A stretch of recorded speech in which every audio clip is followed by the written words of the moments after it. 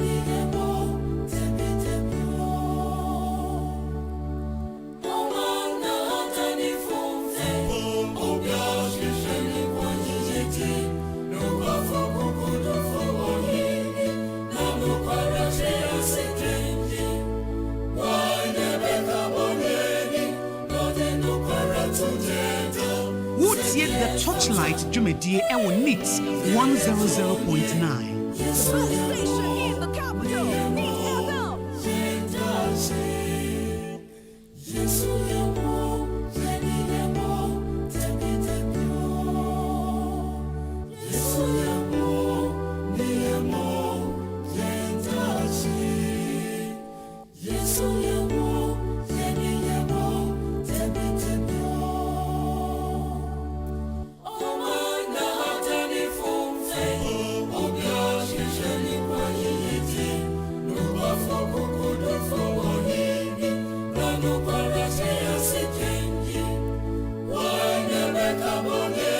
What's yet the Torchlight Jumedie Ewo Nits 100.9. The best station in the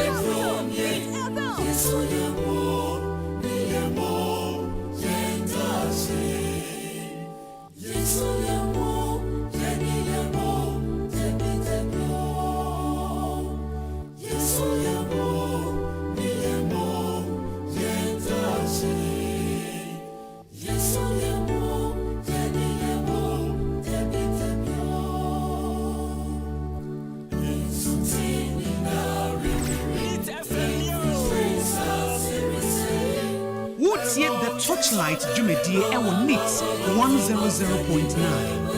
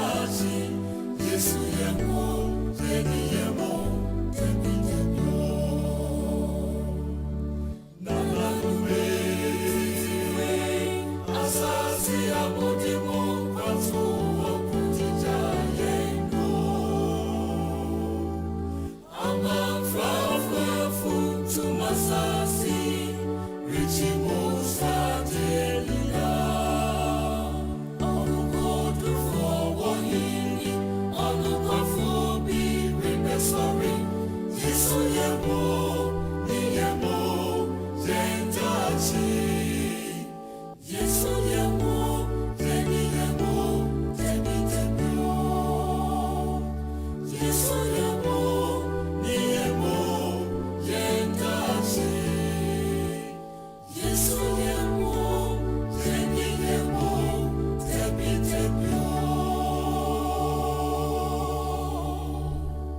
And now, 14th December the year 2023.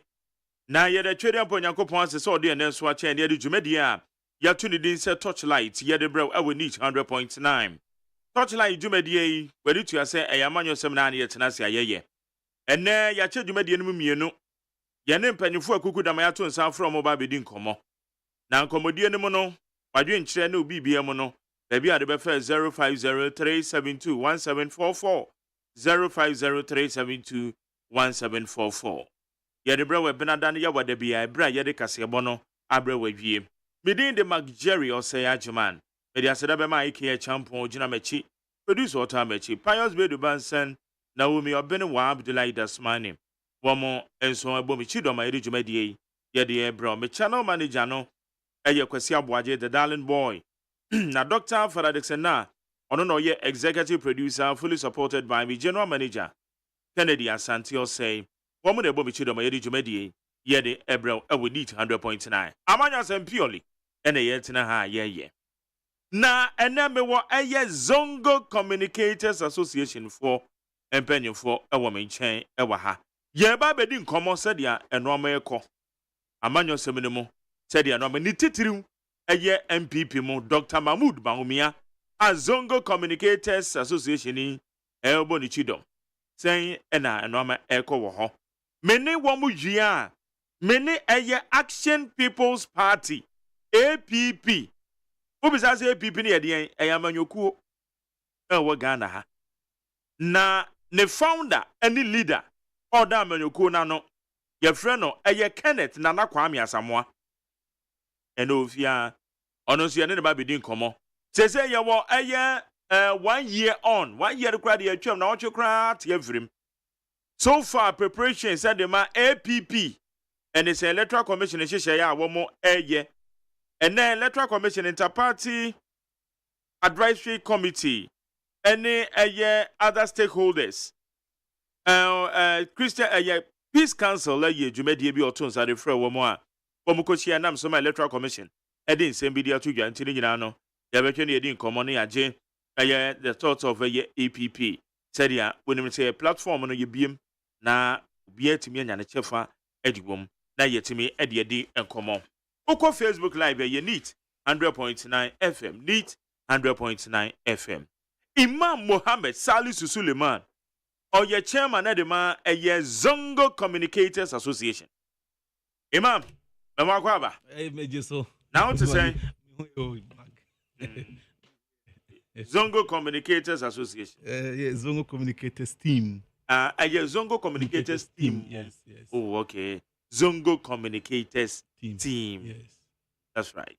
Abdul Mumin, coordinator, Zongo Communicators team. Around here, you there to say? You know, the radias say, and that's right. I'm saying since day now, you're calling. It means your course for say that Ben Mbubium. Yes, and then you're boy Asaba. Okay, that's good. Baby, I go here there. The radius be right. Smooth. Okay, and chairman, so far, a normal cosay. Majiatum also as the communicators, Zongo Communicators team. The title so mobile a year Dr. Baumia. Oh, you're Frankatuni Edema MPP Chido. And I'm a question more communicated here. Yo, Jerry, yetio na yebesa achia etiefa omutie NIT FM ewo touchline program so na the touchline kwana yeah touchlight light touchlight okay touchlight Yusuf I touchlight inti your touchlight inshallah na yebeti obi anso yebeti Dr. Baumia yebeti Haji Samira Baumia ne nkrofo a omubu omu adwuma na wabusa ye Zongo Communicators there Utah Zongo mu ye dwensi see tumi bibi efa Zongo any politics ye no ewo Zongo no mostly no Zongo entumi enye associations and groups and teams bia omo eta kasa ema Zongo for titru ni o here from 1992 I form political parties, NDC, MPP, DPP, nominate other parties, you know. What to me who say party are benefiting much from Zongo NDC party. Yes, what yes, benefiting yes. in terms of electoral fortune? Say yeah, election Bia or Ghana ha. There's a Zongo for normal to Obama NDC. Massive. We 1992 there we MPP near Zongo there want to me enko krampo. And na obia NDC, but see ano ko Zongo what to me who say MPP nso there e wo honom akasi ebia ebetumi attend political fortune no na a call in favor of a MPP na titru ne ema ya tisa ko you know say development in Zongo no de akachi papa as papa akachiri so hia ye wo schools Arabic schools ye wo malams for mo kire nkola de nkola ya e kire mo de no mo ye Ghana for yo mo Ghana ha o ma me no obi a Ghana ni by obi a we malani a o teacher akola Arabic anase Quran obe hu se enye parents no betu sika bi ama your friend no say malam for no according to say government for government concerning Debbie, even though we have Islamic education unity and Ghana education service Ghana education and yet Arabic teaching Arabic whether it is within the fie and mostly in the mosque and now malam bi na be fie kase ana waje nkwala na wotete wo mo honum a wo teach wo Arabic by into omuka nti kufo ba na kufo si debi sa Arabic teachers national service na esimi tumi ma bibi a friend voluntary service so serve o tem we are this Arabic teachers na say tumi bibi mo na ye mo some little allowances omu ebitumi edi afia omu ho eno no me say e course sa makufo time no ekoe nti kufo time no ewie ye pena NDC for ba na ombe cancel sa Arabic instructors stipends na mudi allowances na yes enti nana sabai no nana ko fa ba biom afi de wo no Arabic instructors under the youth employment agency se wo teach Arabic at least so to me certificate maybe secondary level Arabic understanding of Arabic ni bi ha enti ohonom no na yasa ko fasa aba sisi ade ba umia so well ye kwa ye be tremu krampo na say no possible since these teachers Arabic teachers no mo Ghanaians and no so teach Ghanaian children no see to me no even law says the states will be able to take care of people who teach students bilingual to understand Arabic, English and all that. So to me I think it helps. And also na eda baumia and so that is one of the things ama ya form this group so that you be put pressure. We will put pressure on the government. See, Zongo must be taken care of. Education wise, Zongo must be taken care of. Development wise, Zongo must be taken care of. Infrastructure enkasanso a problem.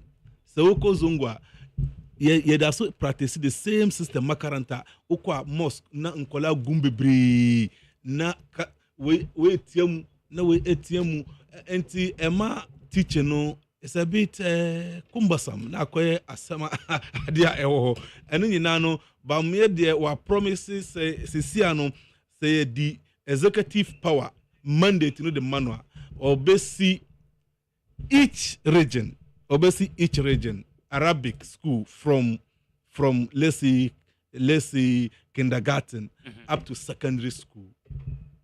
Purely Arabic school. It will be a mixed school, but Arabic will be compulsory. In fact, for those who want to actually pursue Arabic or bilingual, studies as Ghanaian students. I don't know. One of the things I end the push pass say as a president there with this executive mandate. Me sure so bet me see 16 regions with 16 schools. Model but schools. But some model schools so wakadada. But the who ba kokra. Yes. It's your then mamunya assurance Dr. Baumia be president. So what can they see? Because I am feeling what can previously? Yes, what can promise? Yes. There will be 16 model schools. Yes, we are sure that his manifesto. So 16 regions. We are sure that now he will make it part of his manifesto, and then he vote na wa manifest this promise. Asamna wakayeno. And no, ever help Arabic teachers. We teach on just voluntary basis, or let's say sacrificial basis. Their parents, but the state has no any responsibility to pay parents. I know that previous governments under Islamic Education Unit, they have some program, and now they used to pay some Arabic teachers. They will go for short courses, and then they will be employed as people teachers. They will be employed as people teachers in schools. They teach as people teachers and in Arabic schools. As they teach there, then government gives them something. I think my father was one of the teachers in the northern region, Panda, precisely. So he benefited. They went for a course and they were recruited as Arabic teachers under Islamic Education Unit, and government was giving them some little money. But you perceive, government should realize that this job to teach a child Arabic, for you to go and learn Arabic as a language, as a language, to understand Arabic, Quran, and it's, Now, how significant is Arabic and its studies, to the Muslim religion? For us, it is very significant. Quran is written in Arabic purely, even though it is also translated into other languages. But it kept its authenticity in Arabic. And to understand Quran very well, you must actually know, Arabic very well, understand its grammar and all that before you can actually interpret Arabic, or you want to translate it even in another language. Yeah. You must actually understand the context within which you are interpret or who translate Quran. So Arabic is very important to the Muslim community, alongside conventional studies, mathematics, English, and all that. So to me, Emma Arabic by Adia, Ghana no, like other languages, a Ghanaian language, Twi, Ga, and all that. Some students write exams on that. I think Arabic should also be made, something like that, so that those who choose to write some other languages. In fact, as for Arabic is an international language. That some go to university to study. You go to languages to study. And when you are able to study Arabic well, you study other languages well, then they call you bilingual student. You can speak English, you can understand Arabic, you can understand some other languages. Then you are all-round, product that will also help this nation. If somebody wants a translator, they will have to look for somebody who understands something is written in Arabic. For example, you are there and your friend, an Arab man writes a letter to you in Arabic.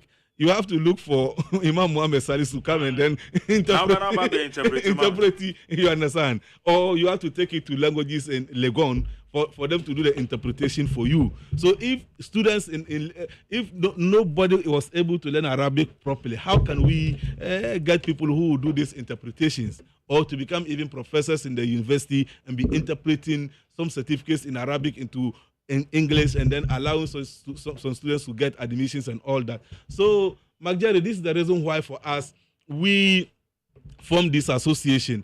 Politically, we are aligned. We have the affinity to support Dr. Baumia to become president. And because Zongo is very important to us, anything that has to do with Zongo, Tembiano will remind any party that comes to power and tries to use Zongo politically to gain political power, and then go to sit down without caring about infrastructure, without caring education, and some other amenities. I think that this is the reason why we constituted ourselves into a group called Zongo Communicators Team to put pressure on governments to do what is needed for the Zongo people. It is for clarity's sake. And yes, I'm MPP for. Not necessarily MPP, but we are a pressure group. We will say we are a voluntary group that believes in putting pressure on on important issues that has something to do with Zongo. Zongo specific. Yeah. This group is Zongo specific. And Zongo scattered around the country. We are speaking for them. We have our branches in all the regions. We have our representation in all the regions. Yes. Across the country, we have our representation at the various constituencies, various districts, various municipalities. That whatever we have to do, even if it will take us to even campaign for some candidates who have Zongo in heart, then we will do that for them. So is it because Dr. Mahmoud Bawumia, if we are now a Muslim ninety and more edemo support equatinity? Is that the case? Not necessarily, but McJerry, if you look at because candidates be no Obia wo Zongo Obia bepese or beye bibia diama the Zongo community. But McJerry, do you say yes, started to 1992, political parties became, after all, Aduba made the breaking silence statements and all that, and then political parties were allowed to now be registered, and then democracy is now being welcomed. Muslims are the people who never think of where you are coming from to vote.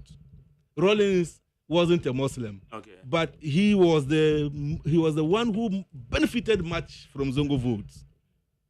From Rawlings up to Atamels, they were the beneficiaries of Zongo vote. But Zongos were voting without looking at who is the president, who is the candidate. What in America? And the question I will it is not necessarily because Bawumia is a Zongo person or a Muslim or a Northerner. No. It is not like that. But we are saying that it is a wake-up call. We have to wake up and begin to speak for Zongo. It appears politicians just use Zongo for political, purposes' sake, and after that, they abandon Zongo. They only come back to Zongo only when it is time for campaigning. That is normal. Even though you see that all the Zongos from Medina, Nima, all MPs there are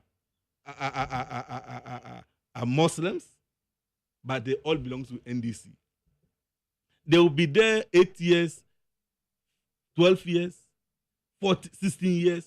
And yet, when you go and you ask this MP, really, what has he done for the Zongo? And all the time, constantly, they vote for him. They'll just say, well, for us, our party is NDC. So what is NDC doing for you?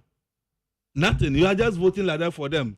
And most of the problem, sometimes they tell us, well, these MPP people, they were the people who asked our grandfathers to leave Ghana, and Abuzia did that. And I will say, so is that the reason why you are not prepared to vote for NDC, MPP? So some of us say, well, we are going to break away from this kind of mentality of saying that because our grandfather, my grandfather, maybe he comes from Togo, and I was giving birth here. So you say that if MPP wins power, they will ask me to go home. And now, Bibisa, we are not. Okay. We are not. We are not in line with that kind of argument, and that is why we formed this to put pressure on all the political parties. But Bawumia's situation has become a very special one. He's our brother. You understand? And then we think that we have to support him. Oh, sir. We think that we have to. Okay, yeah, because that baby sir, your coordinator, Abdul Mume. Yes. Sir Abdul, sir, our chairman, Canon. Or say yes, and yes, sir, Dr. Mahmoud Bawumia, you're Muslim. It's in our support, and you're so free the Zongo community in our support. Okay, now, at the end, the specialty in our modern support, Amano. Since you have other candidates, APP for Cracker, one more bar, and your ballot papers. Oh, okay. Me that's it. I say one more me we say me can. I have a microphone. Okay. I'm sorry, me the this opportunity penny for the vice president, his wife, penny for any Zongo communicators and say we don't look at religion and tribe and last me say ubusa asembi say 16 schools no 16 model schools na His Excellency Alaji Dr. Mahmoud Workers Oben. We say this not a manifesto no muya no eba ye na no covid be shemu so kaya covid ni na I say nyoma bebree. I think you believe that. And now most of the things our government pe say wo ye wantimi anye. Enti die ma ye so sori say ye pe say ye adwuma ma Alhaji Dr. Mahmoud Bawumia. Said ye imam wo kan no. So wo share ayi zongo a de bia ye it say also for every bibi to say awia aso ye de ye adwuma ne wo mu de yakọ ahata suro no ye adwuma biom ye nidi enye hwe. Zongo Development Fund ebaye no me pese imam bie ne yi em say nyoma kitu a nim se Zongo Development Fund aye aboa yen zongofuo. One first no na school eduru a ese ukumi komirika ube say wo hono mu a say oh imam wo connection ni abo be bo punu ka kokko be pacho umwa mini school fees ni nyoma no nyoma company for by Zongo since a free SHS buy no e wo Zongo mu obia de bia me ko ni mimi wonima nima so your cafe bi wa front Big Dreams every day obe won se nkwara na sala obia ba no the paper ba me pay school we me pay way it's simple for them to what to even change the schools they like and we are one thing I study. Secondly, social Zongo Development Fund ankasa project omo ye dia bo Zongo and your first na I say Zongo for to aba the only benefit they get is you call rice and sugar. Rice and sugar, Ramadan dura no mabe mo rice and sugar. No, this government ankasa Alhaji Dr. Mahmoud Bawumia the vice president no. We are making sure say Zongo for money or mochefa. Ebi ni say ebi mu anye schools. Zongo ni bi aye schools. And even your friend is saying Accra High, I war a friend say Mamobi. So kona say who said you almost easy and easy. Research I won't nima say research your Arabic school you research. Oma ye ni yama say see who cry you like it. And they have made mama education so I the there. What you say who call Arabic this time around when because of okwa there are certain things are not first no obekono ne aga se ko ma mi wokoji skabura ne fanto obekono ebia most of the things are there.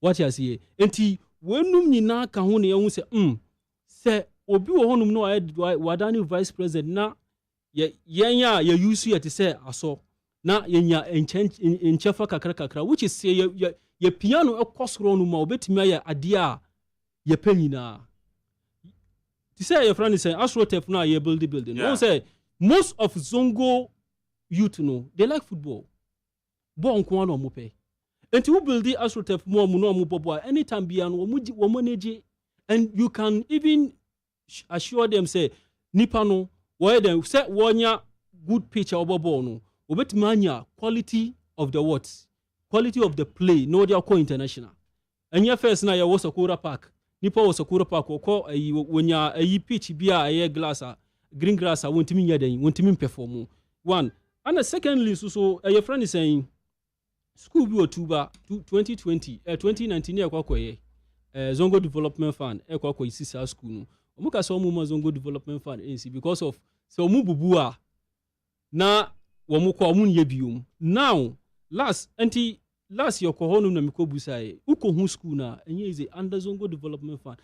The Zongo Development Fund na eba no aye projects within 2021 where projects and schools about 251 or so 251 schools. Yeah, projects. Projects. Schools, boreholes, and then roads. Mini roads. They have been doing it. I think Imam has some on his phone. Yeah. And then Zongo Development Fund. Zongo Development Fund. I'm going to validate and pass it. Yeah. How projects now can free Zongo Development 100%. To say be a school now, make us say Arabic school now Nimano research. 100% woman ye. Anna, your friend is saying Accra school now woman ye no. Ni na woman ye.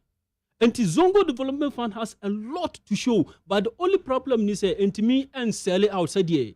Yepeno. And say, okay, fine. If these are the projects that you people are doing, then I think we have to take it and go and sell it. I say to me, Tomo Bion who say, Ampa support na yaka say yes support to His Excellency Dr. Mahmoud Bawumia. And yet say Abia we a Muslim and now we're not in a no. And ye nyoma yenye who say wo boa yenye kwala and ye mio. Jomuba dachino. And say uko zongo mua. Currently uko zongo mua, you get lawyers. You get PhD holders. First, no, then tisa. Zongo, tamuna ya diwe zongo communicators, but we're fighting on education, sanitation. Yeah, Ben Amodebai. Oh, 2016 2016, but active pa communicate 2017. 2017. Yes, because 2017. You know, 6 years in here. Yes. 6 years down the line. Yes. 2017, now friends say issue be by say environmental minister. Then environmental minister say noise pollution. And he say ukoya azana. This is why they what decibels? Yes. And his issues in the buy and say no. You ain't mean to ma. And you coho personal and then it nasi 1-on-1. That's what we do. When who say bibia ba yantina honum enkeke enka say bia we na aba ne de adwun bia kohonum. Ne anu mu akodin komenti akodin komo no ne hu say sadia wo kan ye no ani sadia spread no difference wu. What you say ntina say yetimi ye hu ye hu preparation ye ne de press conference. That's our first press conference here. Yes, and secondly, ya ka say friend say Nima. His Excellency Dr. Nana Akufo-Addo. I'm say then work and housing minister. I'm say deputy minister. It can be like say wo mu pese wo mu ye Nima yi. I hope you remember.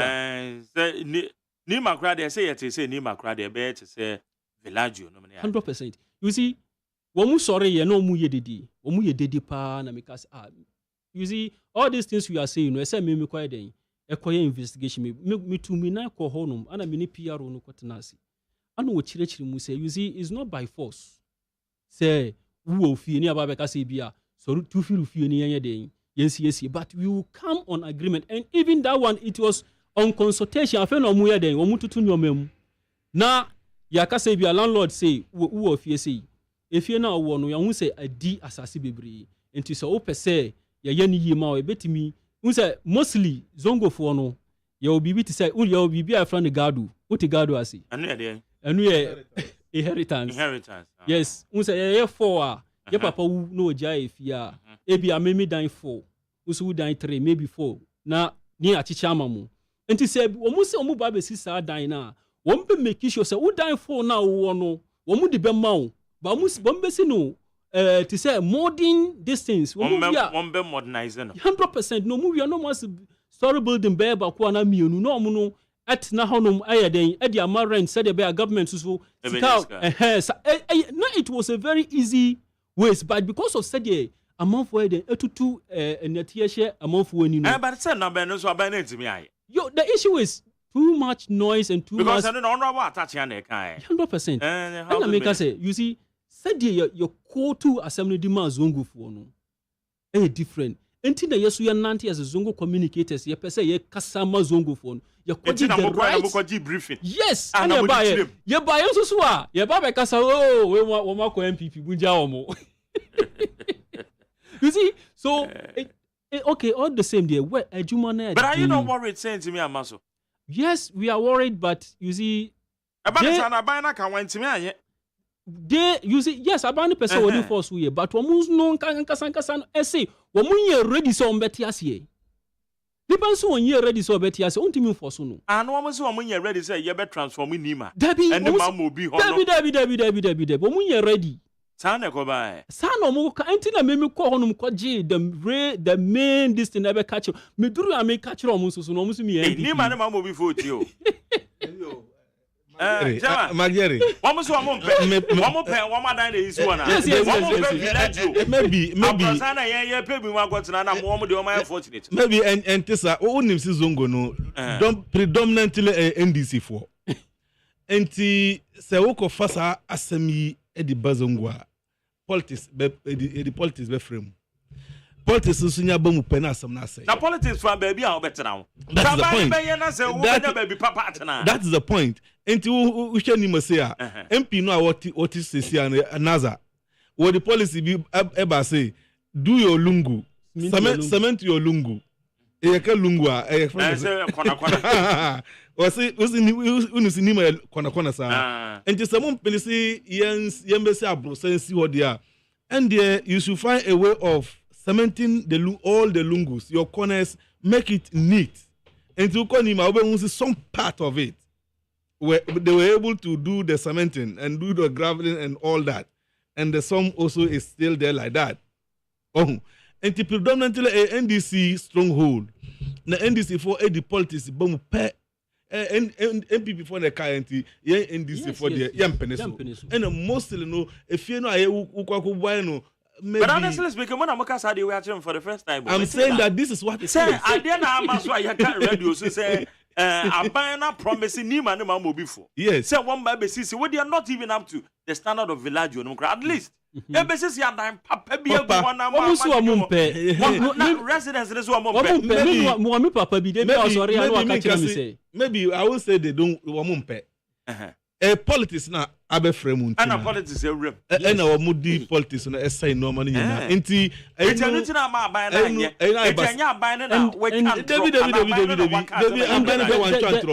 because you'll be fear. As a person who be fear, just say Ojitumu. So I'm penison they own to me, and yes, I do know. And mostly we find 100%. I say 90% so mon peneso. So be fear na was in for. But that's how buying will compose your acquisition. And then I ask them no. So buying will to me. And also no. Me develop the area. And also the basa compose acquisition. Because you say you agree. Amount for that. Yes. Compensation. Yes, but Magjari, when him see Zongo politics. Zongo now buying are serious. And you're buying also take advantage. Oh, and I'm more petty. I cry in this car. And I cry. No, you see, the issue is the issue according to. That just a buying. Be an buying also take advantage. Oh, they did not buy the no per se. I just saw a commitment in war. Commitment in war. It is the process. There be a process leading to that construction. And then the edit assembly. And then relocate to Kakra. No, relocate them.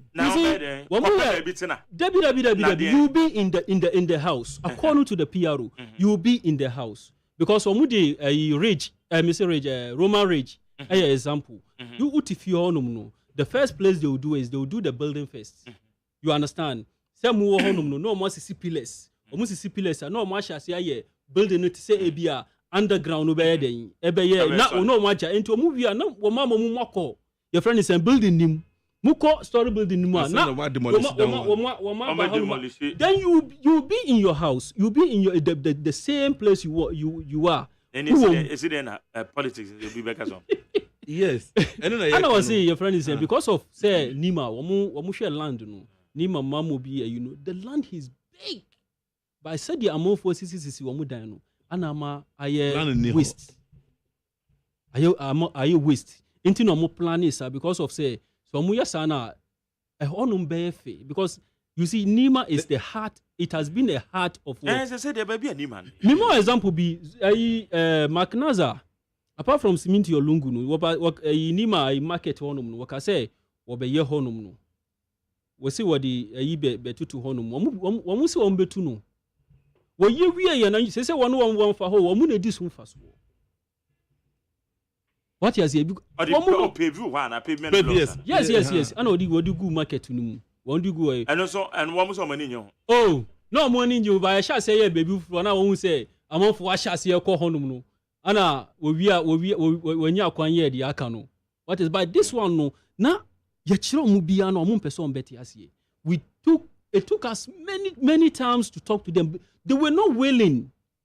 Wamuso there be where the move G assassin after abandoned person. Wamuka say abandoned be your massassi. But Magjer Sassam na wakano. And just personal matter. It's also political.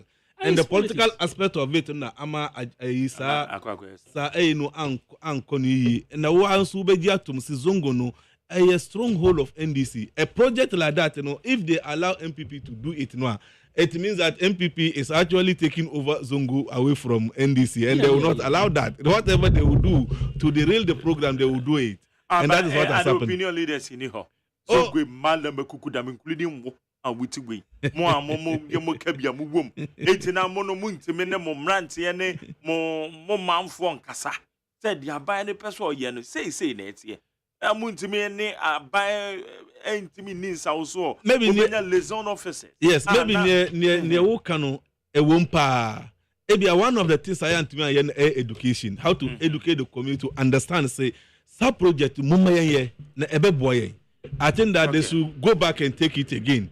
Now, we're repackaging now, we're presenting again, and for my community, now we carry out education, serious, sensitization programs. Na ya jatum na ako. Enti Magjari, that is the reason why we need to have pressure groups in Zongo, like the Zongo communicators team. Na ye di pressure ebe to the authority no so say hele Zongo noa ye to aba ema mutembiano.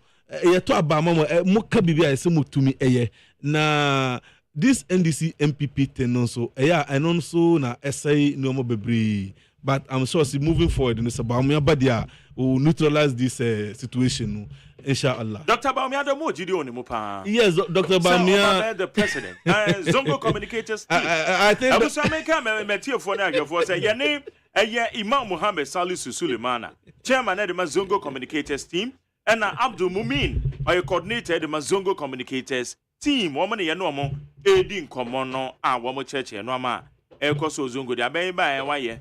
Ene the omuzuzu say aban bia ba obeye dia so any gusu ayedi ho komo no but one the omo gidie about Dr. Baumia mo pa mo wo gidie oni mo pa. Yes you gidie because of said ye hunu we nipa bi as won ne nante a obi ensese obi ka che say wo gidie wonu mu because one wo buade we penyu we vice president but kokwa amamre no we ana openipa the entire Baumia economy every blessed day eye nakuma eye fita.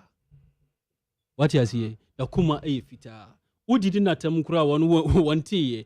Can you imagine say catch on the campaign team say yeah one more election no so who so be did not tema meant na honum so referee because say nipa ni did not tem na say ebe how no so be ka bia wo di asem bebre no enti sorry ko you understand enti Baumia somebody said you were no ne nyoma even say no ne plans are what you go honu mo pese we really Ghana with no NMPA by some of it na ya tete no easy you say it will be Magjari yes doctor no Dr. Baumia he said president Ghana must have you see adiama ye wo gidie wo Dr. Muno say Ghana ha so if your opposition one candidate no I think we have enough of him. Main opposition John Dramani. Main opposition candidate, I think we have enough of him as Zongo people.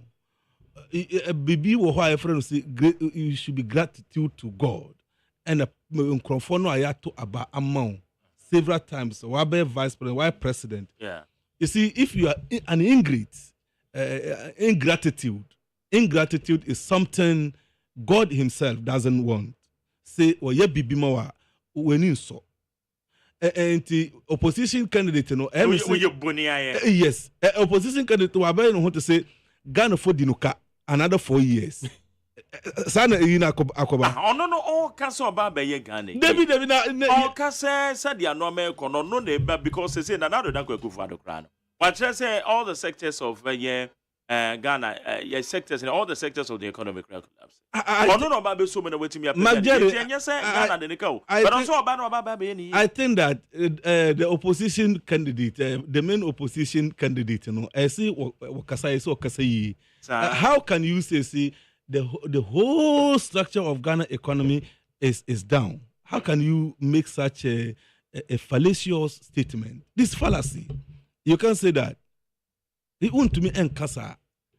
And I think that he's not grateful to what God has done for him, and he's thinking that Ghana for a dinuka another 4 years. We must pay him dole. I see 4 years. No, so 1 year. I see a and for me, I think that it's not a sign of somebody who is grateful to what Ghanaians have done for him. What really do I need in politics again? Now, one Kurampo no say what did Baumia edit to her? Baumia has the opportunity to be ruling Ghana 8 years solid, straight. Now, you are just coming for 4 years. So really, what are you coming to do in 4 years that you couldn't do in your previous rule, in your previous government as vice president? As now, president. so this is the same question to Dr. Baumia. No. Dr. Baumia also acquired the vice president. You see, vice for Casa Dr. Baumia, a brand new watching a pagana, Yabeko IMF, Yabeko IMF, Yanko, national exchange rate, or one equal also watch it. What rest the exchange rate? What rest the CD? Edikina Kwakoma IGP. And no maji is someone. I've any answer Dr. Baumian can be. I think that people are accusing I think that people are Dr. Baumian. I think that people are overhyping.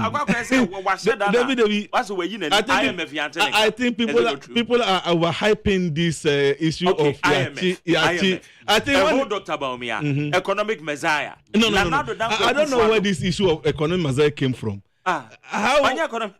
No, where did it come from?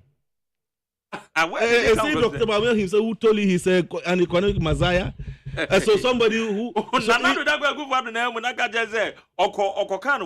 friend say Ayawa so West Wogo nebra by elections in the course no Bauleshi Park so na do dagwa gufa do say Dr. Baumia de nyansa nya media dom no e boa no na do na explain it. So the entire Dr. Baumia so Baba Bekano. Yes, you see, very good. As for that one, I think academically you can see his records. Say from secondary school. So people are accusing. Say, as for those accusations, they cannot heap it on Dr. Baumia. No, because the man has no executive mandate. Oh, but the vice president. He is. But if you look at the constitution, the way what constitution has given vice to do, he has no mandate to actually. That's why limited. Yeah, the constitution has limited him. Has actually given him limitations. The only person who has power to engineer economic development really is president and his finance minister and governor of Bank of Ghana, because they were the people who take those decisions. And why not the head of the economic management team? The vice president? Well, that could be debatable. I heard that he's not the direct, manager, chairman. He's not the management team. He's the chair, and as a chair, he can only offer his advice. And his advice is, if they want, they take it. If they don't want, they leave it. It is not actually binding on any president or the finance minister or the Bank of Ghana because governor. Because recently, a women's organizer, says that E-Levy Krano, Dr. Baumiana, no bonus, our cabinet level. I think he said it on one of your radios here. And women's organizer, a year KG and ever become a piece of it. Well, those are innermost chamber information, sir. Maybe they are not available to us to authenticate whether this what has actually happened or not. One thing, America. But since it is coming from KG, maybe that is what she has heard. But what I'm saying is that, McJerry, when we are talking about vice president, we should speak about vice presidents of this country in the context of what Constitution has asked them to do. Don't you think, sir, Mumid? Don't you think, sir, Dr. Baumia in opposition? And the Dr. Baumia so mobile, Memono. I said, no, maybe as a sound. David, no, be answer. Opposition. Opposition challenge. When you take your mama as a vice president, you take Baumia as a vice president. What would you say?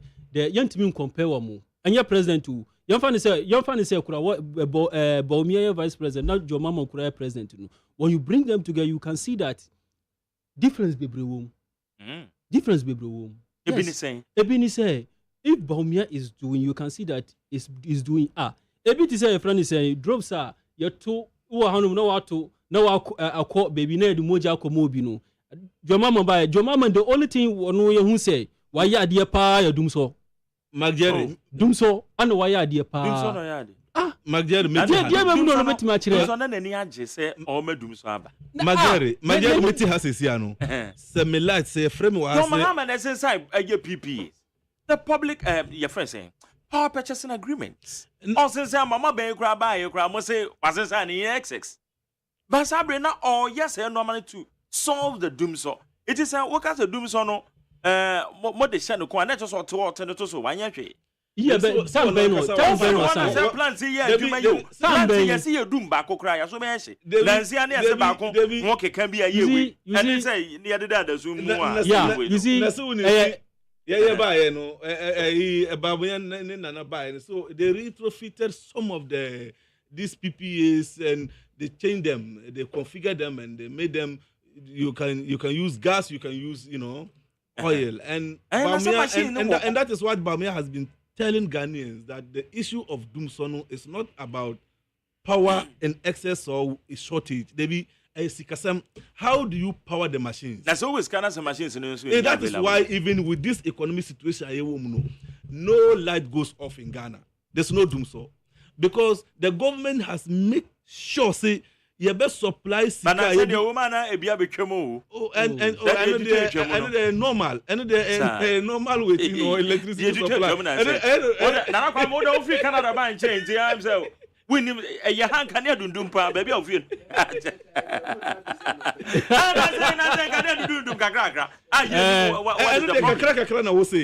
But me say what we experienced for 4 years under the opposition leader, that one is you can't compare.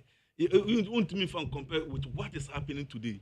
Look, today we agree, see, the economy and the world over normal is a hard joint. But my brother, Jerry, I think that this government is doing well. Bawumia is even coming to do better.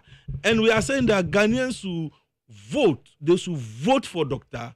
Bawumia they should give him the executive mandate. They should make him the president, give him the executive mandate, so that he will now demonstrate to them that, yes, he's really the economist they know him to be. OSEI, when he was in opposition prior to 2016 elections, OSEI, there's some difference between Dr. Bawumia, and Dr. Bawumia now. I'm asking, say, and there's no difference. There's no difference. He's just playing his role as vice president and trying to follow the law. Economic lectures, now that's why busy. As for lectures, they will come and people cannot take them. They will come. I can assure you. See, the lectures will come in drones, and they will come following each other like that. And I believe opposition will not have answer to what the man is going to say, because we believe in Dr. Bawumia so much so that we are asking Ghanaians to make him the president Ghana wants to have and Ghana needs. So be a president with all the executive mandate democratically, and all the the executive power, constitutional power to operate as president and actually exhibit and manifest, what he has actually went to school to learn as an economist. MPP for to Abama, Dr. Mahmoud Bawumia, Zongo communicators team. How was it like? Dr. Bawumia and some kind of on the Oban or Bon, no one. And I think that it is good as ASO Akasa Semno or Baneba, a Chelsea president is different from vice president. That is the point. And he wants to tell us that if you're a vice president, there are certain things Constitution does not allow you to do. But if you are president, all the power you have is vested in you constitutionally. And so therefore, you can actually take bold decisions as president, whether you go to IMF or not. That power has been given to you to decide. But I even wonder why Ghana will have to be going to IMF, because we have enough in Ghana to actually be able to manage our own affairs. Because everything... That is the point I'm trying to say. Yeah. That is the point I'm trying to say. It depends. Now that he's looking for the power itself, I think that we need to try him. We need to test him. Okay. We need to give the power to him. Then we will see what he can do. As for the opposition leader, we have seen what he can do. And we don't know this last minute. And see, Zongo communicators team more catch say Dr. Bawumia one John Dramani Mahama incomparable. You can only compare them on one foot as vice presidents and what they are able to do as vice president. That is the only way you can compare them. You can only compare them as vice presidents. So you ask yourself, when Dr. Bawumia was vice president, what was he able to do? And what was the opposition leader, what was he able to do as vice president? On that score, Jerry, then we can actually assess them and see. This is my phone now. If I want to buy credit, electricity credit. I will just send money, and then my light is on. If I want to recharge my national health insurance, there's a code, then I charge it. It goes. But I don't need to go to digitalization. I don't need to go to office. Yeah, people are also contemplating say not digital digitalization, Dr. Baumia. Na kwa say Ghana there until say na now don't Dr. Baumia beba no na say abel fonten how many dey yenim hu hwe o. Yenim pa. But he has become the advocate. The advocate for digitalization and interoperability abandada ne chase. Emma mobile number review na maka say sika na nka abandada kwa dey na Magere wonim say under Akufo Ghana card ya this interoperability ni no no wonim say card na ye issue under Akufo and NDC for umba abandon this Ghana card thing. But that card na issue under Akufo no, I have two, or I have the Akufo one and then this one. The current one. If you compare them, you see that the current one has the chip where you can have your passport in there. You can have all the ID cards you want. So if there's any information you want, you just swap your Ghana card, and your passport number comes there. Your health insurance number comes there. Your Senate number comes there. All the important cards are open now. It is by this that you can use to actually make operational this digitization and digitalization process now by FIA. And that is the difference. That is the difference. See, somebody has come and abandoned Ghana card, and somebody has come to champion it to become the lead advocate. And now we are seeing the benefit of it. The other day, somebody tries to play down the importance of Ghana card, and I think that the person doesn't understand. Now, even if I'm going to register a chip for a phone and I don't have Ghana card, I can't do it. Can you imagine that? That is how the Ghana card that compare a capital your friend is saying infrastructure to say be a interchange and nominate. Just like Dr. Baumia. Yes. Yeah. You see, when you want to register a chip in Ghana here, you don't need overhead to register your chip. You need Ghana card to do that. Yes, you need Ghana card to register your chip in Ghana, and that is where you can say that if you give me Ghana card at this in this context, Ghana card will become much more important than the overhead. No, what he said was all right. He said was say a friend is saying 1,000 interchange. Once 1,000 interchange, so Ghana as it stands, 1,000 interchange is more than a dosumai, but Ghana card no. Yenya Ghana card now, you see, so when you're quite a two coin, and the bones of digitization, no, a home fast. You see, your milk could be so as the CEO, as the seeker can no mutual picture will be a coy, one could do a massam. But how no begina, no way I say near Afro police near Sinsan line near a. You see, and no near per se, or be who say, sad digitization na yakono, yet it emre and a ye juma, and the emran ebia. Uko baby na bibia ba be shem bibi be shem no a ubetimi ayden adi sa digital ni bibi no atima ya bibi kitwa bi na wako echire mu beba ba eden atina ho no akeka mu nsem ne nyoma sa de different countries what you see anti digitization no any interchanges no like 1,000 interchange, and we don't need it in Ghana now as it stands edo so mai and also compare interchanges no ne past government need this you want me because social kufuo term any nana kufuo the term interchanges say any jomama term any NDC term you if you compare we won't say difference be brewum. Okay, yes. But I say how you need 100.9 ye executives the man Zongo communicators team and they didn't come and Rama de Pa Blakely is watching live KKD frequency I'll say for American town, say Ghanaians shouldn't listen to the NDC lies and propaganda. Kudos to Honorable Mavis Awakomsem. Dr. Muzu Hema Clinic, say. Hagbe Ahachi Edebi Atachi Benjamin. Hagbe Atachi Benjamin. I was now Magjerry, who is this man? Francis Zola TORCHLIGHT God.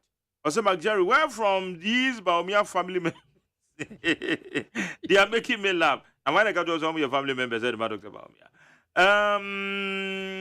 Adi Prince, so say Baumia is the best option for Ghanaians. Augusto Sota, also, hey, Wansere na Komen Sam.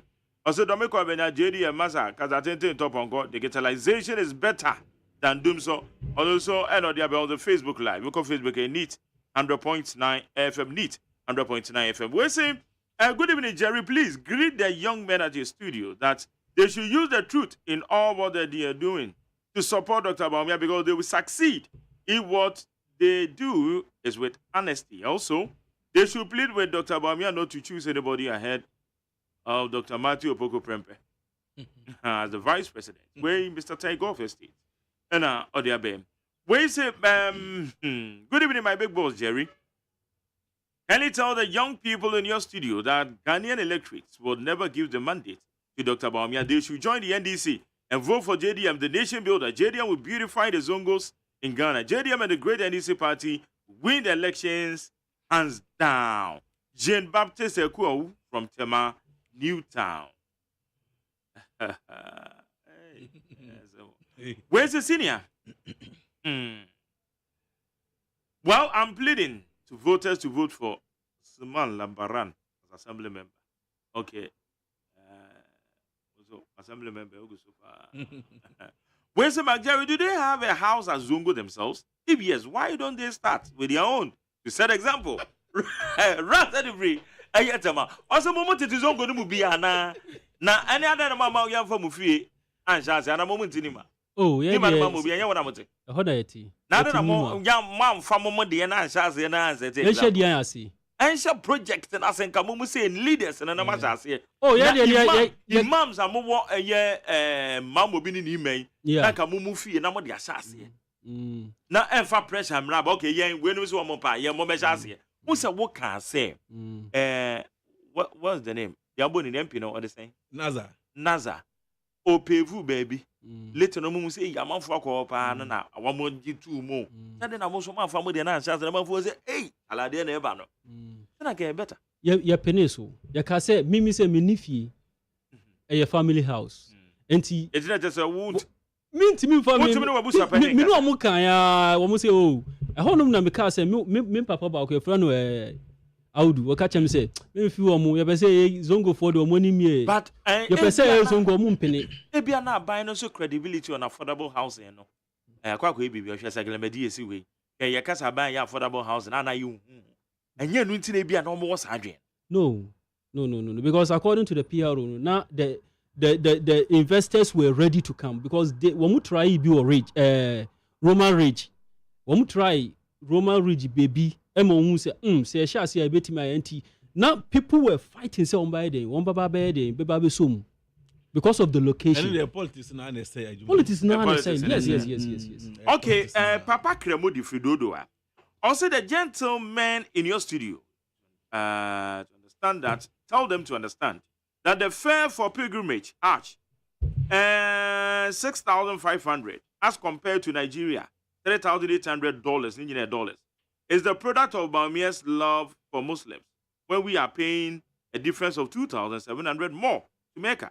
When he become president, we will pay 10,000 to go. Papa Kremo, others is how much? 6,500. Me this year me ojumo wa Hajj. My ebi wo ho no. You see the fair na ye yetu ya no. The fair na ye yetu ya no any die enam wo your friend say social media no. Nigeria ni your friend say difference wo. Difference. You check here no. Now it was Ghana and so e wo form kakra. Because of those times no. Now population na yedi be ma amanfo aba no. Quota na yedi be mo no. Un say because of COVID by na etiso no. Enti ye kọ wo mu kọ no. Ana mo ye say bia because of e ka ni nyoma no enti ya twa sika bi ama different the countries no. Say omo ba and you remember that before the COVID no. Sika omo tuya ye no. Omo ba say no omo ka say rent the dollar rate no e den. E kosoro. And the government didn't allow them to use the old destiny. Omo use omo personal. And buy no the past one no I be count no and then when you have a count the yes about you check here. I think Ghana ne baby say ana mu de 6,500 no from Nigeria no mu ka say 3,000 yuan and yes how e bia nipa no Nigeria phone to $3,800 omu tu ya saying me see omu ntu ya na say me omu dia na is over that yes it's over no you see Ozzy is telling lies Ozzy please Ozzy then Ozzy check B and also check from the airline how much does it cost to fly to Saudi Arabia. But Jerry, this Hajj thing, Okay. a dollar rate, Exchange rates in that. Yes. Decided how The much first one, they a didn't pilgrim agree to add this thing. is supposed to pay for Hajj. And I don't know, you don't have much to talk about so long as dollar is the one that determines and how even, much you have even to. let me Dollar even rate is what we use to actually. even the 6,500 determine no just the 6,500 no Saudi who changing number Ghana cedis 84,000 Ghana cedis ana Hajj board force we are odo na ya no ne empe because of said you shoot you ne empe but who check here Hajj board did whatever they could All right. to let it come down but it couldn't come. Okay, madam, I say, yeah, Baba, my minimum for 1 minute for 5 calls, my near my Zongo communicators team, you know, Makasa, my catch was a Mivia, Mene Aya Kenneth Nana Kwame Asamoah, or the founder and leader at the Action People's Party. And then, you know, the Baby didn't come out, me more about Quasaman Canena or New DK, no UFP, UPP, UPP, now, or UPP. And on one case, I tell you, who Action People's Party. You know the baby didn't come on. May I call a man so 03022435540 03022579002. Zongo Communicators Team. Beba Chamajo. Hello. Yes, sir. Master, good evening. Yeah, good evening. But Papa not to one of Zongo Pa. Ah, I said, man, okay. Muslim name. Maybe say Papa not to one of Zongo Pa. Beba Chane. He said, your mama time near Haja 20 saying, necessary so saying, Bisano. Okay, Mate. And you're going to be beside a normal church, you mean? No, time I call your heart, you know, new 300, but in there, 700 and something, your heart. Now, to Okasa, Baumyam or Bear, then about Mabaya or Ghana. Okay. May I say, Mamma, next time, Beba Chamajo. I don't want to make a I don't know it's you. Aha, Juma. Yo, Omaka say ye pa. Media de me pesa me catch o mu say. Omo ko mo kan ji o mu nuano mu say. When we o mo chance pa ba pa. Because edu ba bi no mo ye compare say party ni achemfo ni asantefo party. We de o mo de no atenchen. Na so o ma yi o mo krom ni ama no. Na so o mo nyina nta na chi am ya mfa na anko. No one could be president, you know. Not actually, I'm come record, Mr. Yanso, your president to be paying. Not a Pascal, not a Juvenum Case, the other partner, I can't want to party, and the young Chemo Mukra. Okay. May I say, Mamma, for next one, Majo? Major so my Yes, man, it's you. I'm in the offer, make a free second in your station. Mamma more, my basso, Yamisra or more. The Baumia, Yama, Wayama Zungus. Minimum crano, Zongo minister, creating my point to be a momo. What does he? And I know be cast, but we have time on the whole make a say. Time I want to take it, and the integral time saying. If we have economy, then everybody can say, essence rating, and move, and two catches said, your mamma to so now. Cassette and now one time you come make a Tiana for 4 times, because 4 days are. And yes, Samo, a minute, said we are said, because on net. One time, someone here come make a sky or banner or the bar, the same price here or bois. Okay, may I say? Okay, Uncle, anyway, Majo. Yes, good evening, Jerry. Yes, man, it's you. Calling from Dodua. All right. Follow man. The American say, Papa no Wakaso, Professor Jambafua, Afu Manfu, Uncle Ye, Bibian, and Tibabamena with the brain, Yania Jam, and this is for me, but Bongalat, 2 tap. But me own the president were gonna have that because we all pro for him. Okay. Baba. May I say, yeah, the last one, Rafe. Okay, Majo. Major also, I'm Jerry, Apple Maya. Nyame adobako be ma yetio. Then I'm nasty. Me patch out Jaffany, and make a separate my oil refinery. Ah. Now time I refinery no other 24-hour economy no what's I say and no pen you many in 1 hour. Why na me wo? Hey. And what's all the as in them. It's you. My dear, really about me start when you I the commander, Mr. Camper, I was Shama, me man, good evening. My dear, say Ebia na MPP for your margin say.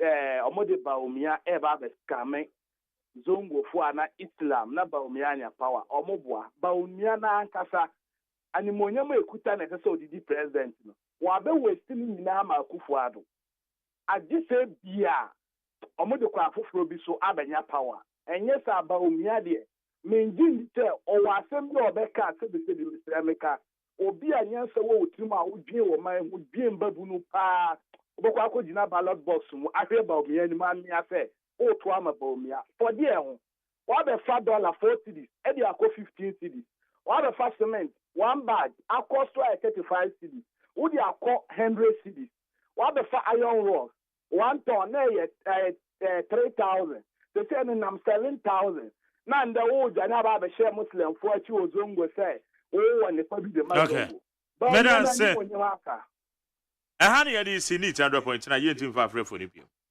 Zongo communicators team. Okay, Mumin, na den talk to nko. Oh, we dey. Then I catch Zongo for. Zongo for dey I catch omunyina ni say edanu duru ha omumbo modern because last me know nkofo kasa omuka say no Baumia that abedani flag bearer we omuye different parties.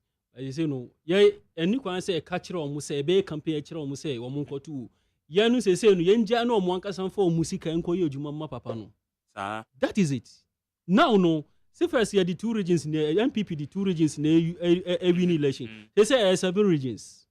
Because the 5 northern regions is done deal. Done deal. Hey. Okay.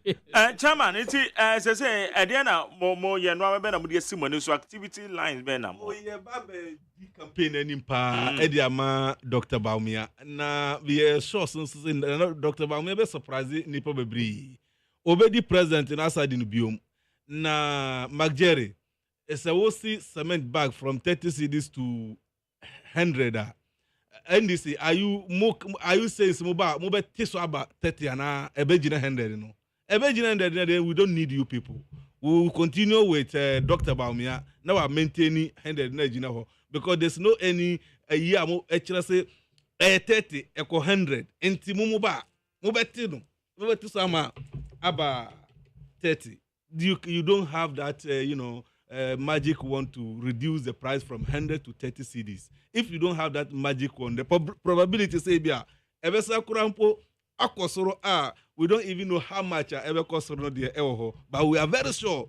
So with Baumia in the seat, driving seat, I think Baumia is the president we must have as Ghanaians. Okay. And for us as Zongo, it is an opportunity for us to show NDC say Zongo is no longer the preserve of NDC politically. See, ye to about Zongwa, one efa bibia ewo honum. This time no, it's going to be not boot for boot. Yes, sani na every woman yes, starting from Soroho. Okay. Na ya prasa. Namo de abafo. Na bedru nkra hanum. Okay. Enti Magjerry ye bompaye ama Dr. Baumia next year de mpai bonu be kakraka na money contact bi a say bi obi person join them Zongo people ATM. Oh yeah, your contact obi person obe join them team na your contact your number no na your team no de uko Zongo ye ho baby ara enti Magjerry say you're operating in 14 regions. Yeah. 14 regions. No, 16, but the 2 of them are here in Accra, so we don't want to use somebody in Accra. Until we are looking for different people. The representation in other regions. We want to actually spearhead the campaign of Dr. Baumia and tell Zongo people that this is the first time a Zongo man, a typical Zongo man, leading a big political party like New Patriotic Party. New Patriotic Party. Obia Prampo and Juicy, this thing can happen. Okay. Because nobody thought Bawumia can actually do it. All right. But he did it. And the way he did it, he's going to do it as to become president. Okay, but and then we'll retire somebody who thinks that we owe him 4 years. We will owe Dole, see a 2 4 years. It's not Dole. Number 0244 0244, yeah. 25 25 48 48 57. Okay, 0244 25 48 57 57. Zongo guys. Yeah. Zongo women. Tell more about home. Your group were from Zongo women. Oh, okay. Your group Zongo women for Bawumia. And your other group, voluntary groups and so on. Yeah. And the money I Very soon, you programs. MPP for Zongo for Nyam. See and so ye Taumechi. So if you say, I can afford to abanoma Bawumia. See and so ye Chero say, we are grateful to what they have done for us. And yeda obiarase yeda all the delegates of Mato Aba Ama Dr. Bawumia from Ashanti region, Eastern region, our Mato Aba massively. Edi ama na wabe flag bearer yeda omasi papa na yenso no yesho mo bosse sesi azongo no enye NDC for the ebium ye need NDC ye di better so ye di face papa. Okay. Na come election no there. You have floor one after the other in Zongo, inshallah. Better same. Yes. Imam Mohammed Salisu Suleiman, your chairman, Edema, your Zongo Communicators team, and Abdul Mumin na Oye the national coordinator, Zongo Communicators team, and I know more eating common needs 100.9. Kenneth Nana Kwame Asamoah, and so Babette Neja. Torchlight, I will need 100 points. Hey, catch it. Listen in here. And you ma beto to dia me baba no hwade no. Twem so betumi a. Hey, asew. Hey, now beka. Ya John to mami and duku portmanteau. This way chocolate drink. Na kan wo hwe afibian so beri ni waware ne a. This way chocolate drink. Na kan sia. Oh, asew. We dan kan no tumu ho. Me be mo anu ansu hye kwa dia ka ho. Wo hwade a wapi ho. O ka sa batete e da fom ho. This way chocolate drink. Kra cha be pe baba ware yi. Asew. Ye fi ase this way chocolate drink ya sorry no pa no ne nom ye be hwe fridge nom no se snack ye nya hoho a no ne de serve wo mo ye didi wie ne ye pe bibia bogu ya de so a this way chocolate drink ne nom and this way no ti ano a he se kire wom koko wom milk wom bibia wom ade wo hia ne so se this way chocolate drink de wo hia ani so se FDA ahwe se adwede nkratoe mo agye atum se eye.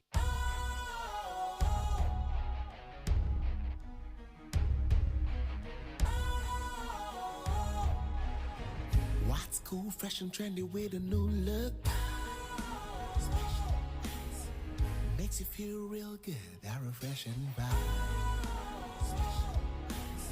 Satisfies you right just the way you like. Do you know? Do you know? Do you know? Oh, ain't gotta do it alone. Specialized makes you flow. Anytime, anywhere. Specialized feel different. Always think specialized. Special Ice Natural Mineral Water. Feel different. Think special. This advertisement has been vetted and approved by the FDA.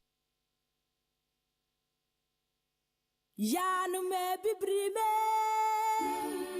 ye nya kofa to yeso etu otu esi be mabo okunkunim kofa ejina ne so akwara paadi kokwe hu ededa mana e kire no ye ne adehyiamra kroma dansidifo mehwe kasemu kire awawade esumu apai mo hire nya kwa pie awawasem nie we die bi nsi pen ye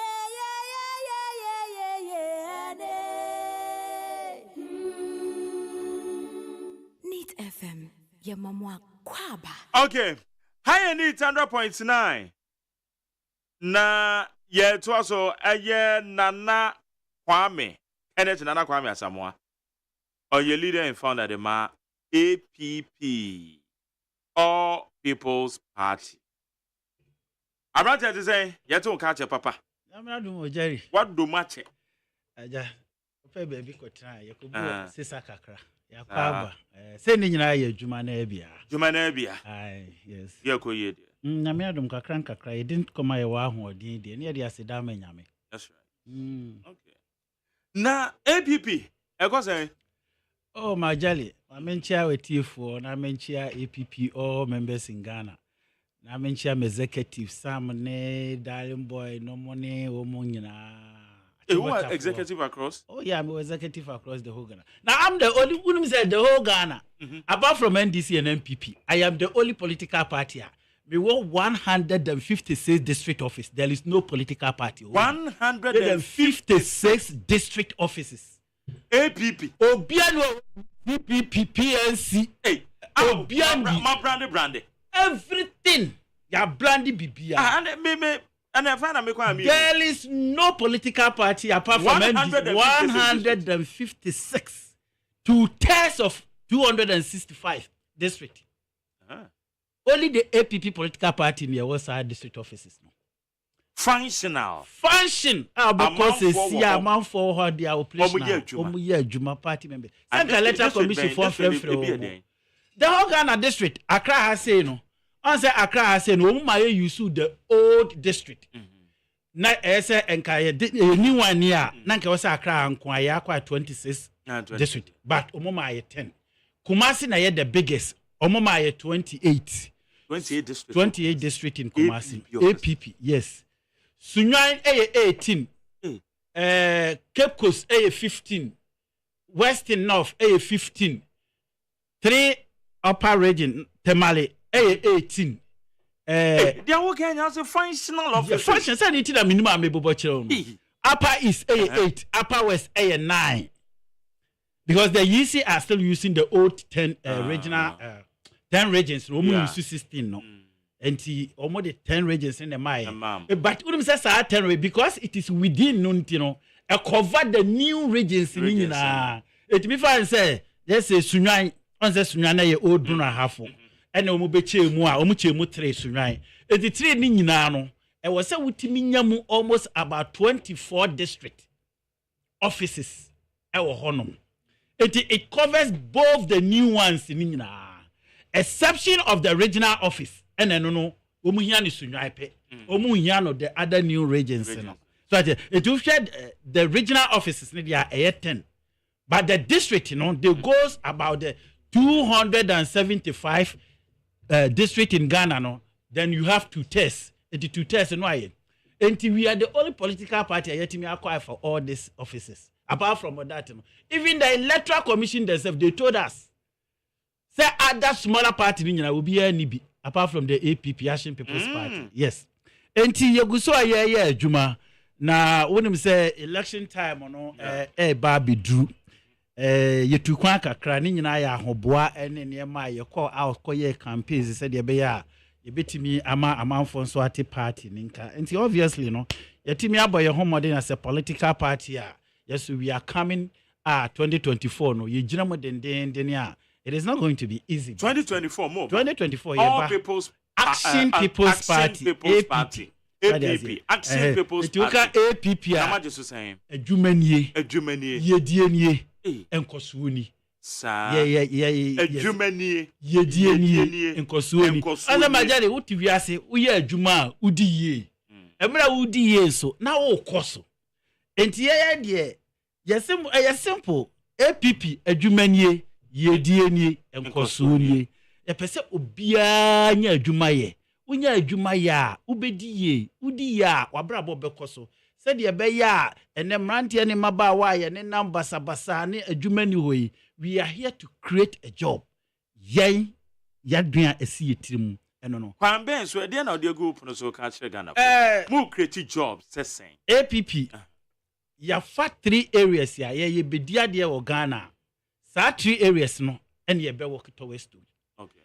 Yeah, for 1 transportation area, 2 agric, and 3 education. So let me start with education first. Ba education system no 1 yedika when I was in UPP say ye bad year education no ye be in community day school. Boarding schools no ye betwem because boarding schools no it costs a lot of money.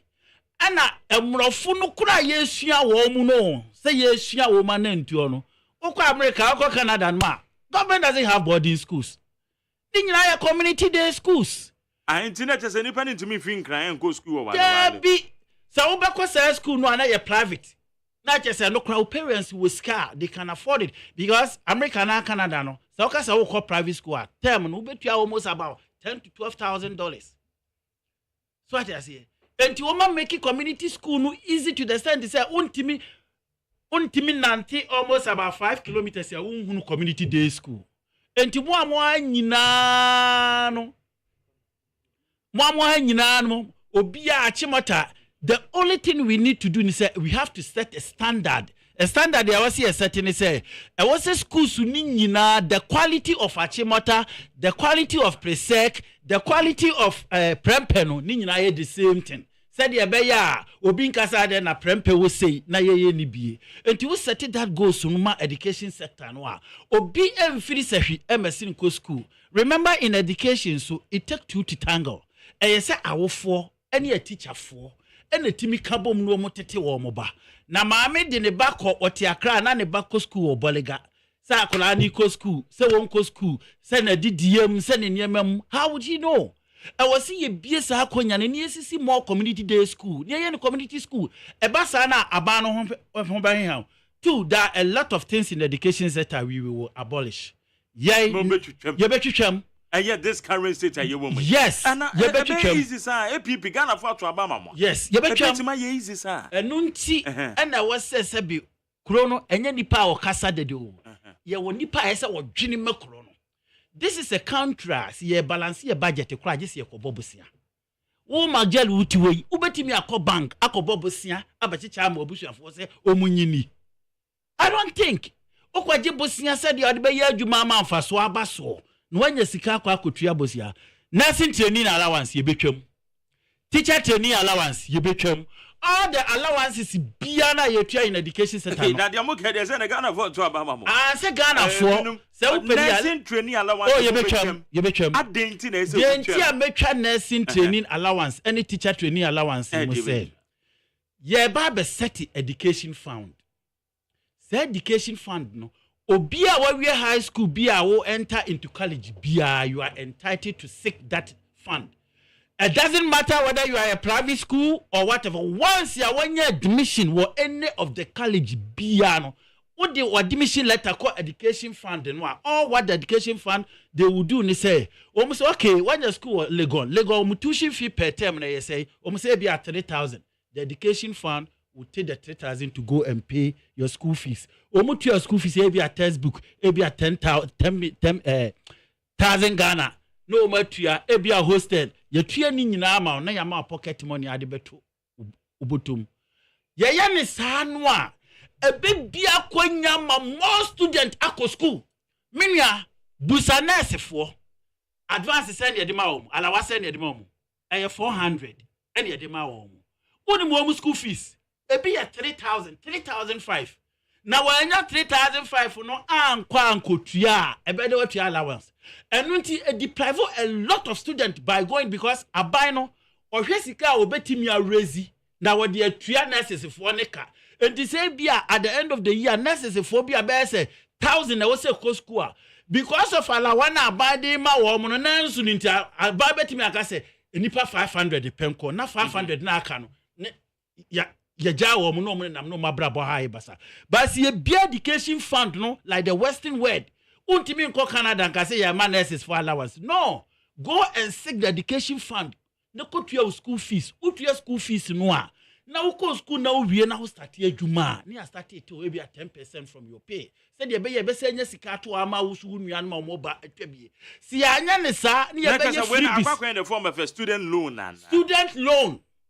would be call school wo a pesa wo koye e bia technical school wa wo ye TVET obia is entitled for that loan eno no nya ade a afe na wo kwa akobusa obi say we kona kwasan ma me no ye bia no open obia wo enter education service bia obenya sa sika no to one of the areas so a ye beboa teachers no we need to build the teachers into quality standard to the sense they say the teachers must be able to identify any student to be on the class say student we mangjali or ya dear or has say me because school Canada one of my students the teacher need to identify and say well you're good at boxing and now the guy is a professional boxer now.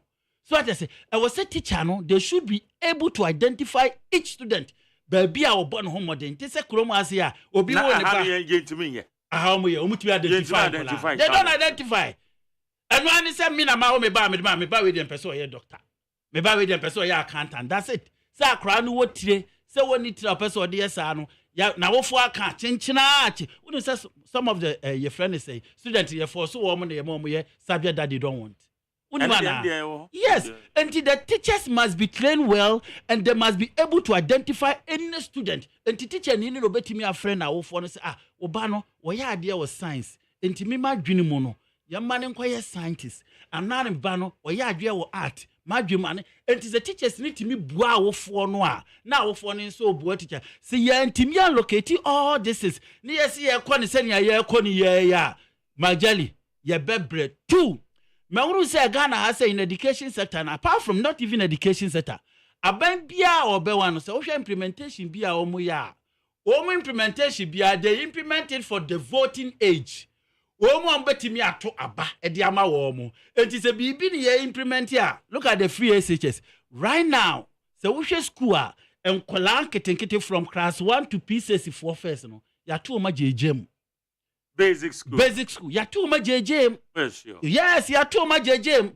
Because woman to aba emaye menya vote, emaye ma power. And until woman dia yen sheda mfa wo. But in every nation, bia or person will building the country, man the country yes strong no or start free nkola. Or start building kolano. Because if nkola the solid ground wa a whole and benya well training na ombetimi dia boakro no na ahanom no ye Ghana no ye start free penim from near dia besim free because ye pe wo mbeto aba ma ye next year enti bo ye free SHS e ba ye start from voting age eno kra no ye de ye campaign e ma ba bi ka say aniama mu ko school free mo nto aba ma ye so at yase enti those are the things here so we ye Ghana ni na we ye mama ni papa e ye sesa amre ba bi a wo age atu no to who see was say media menya ne sa name of the started moframa na wo but they are the future of this nation and ya am building wo up with some certain things ya there be ya bekoso abrese ya na mpanimfo ne sebe nkokorafo no na edide na ye ma no ne ye bere na behu akrono ekoso ene niam asebe ense ne mfata and in education system no if you want to build a solid education system and until the Action People's Party agenda 275 for Yesi ICT Center that ICT Center no is purely solid for the kid a woman from 4 years up to 15 years for free obia mission because ICT center yeah for enkoda omanya 4 years to age of 18 years obia be kon free do you know why because yet yanma yes ye ko China for enkola na ye phone any toys no ma beton ama ye meboa because they train them with technology omo boa omo de share wo mase why can't we also build them up so that they can compete with them na de bia no ye de akwanya ye befa so ye benya ye vote nko an ye de ye adwene ho na mmoframa no a wo mu ba e wo se ye raise wo mu no ye ntimi raise wo mu awofo binum sometimes ya medi wo mu ya ne bakure ko school a wotimi ka san wo de wanya ne fo woni mbra me breye me na me fa form na me bokola and so what se one fiti sa mre yanka se me menya ne sa because of that things me hwe ma me ban say na se obetra ka che se mwanya ne senti me ban so say dia ene na twaje wa enu nti na ye no ye bibia ye start from enkola said ya be ya build omo poma they will come and take over the country ya amfa adwene bi sa anhye enkola ni etirim na ya so ya badwene say ye the voting age nti ye be start bibia ye voting age ya da bia ye be koso abre as a country so in education sector and one of the things we are lacking in education sector is research. APP is going to pay a huge amount for researchers.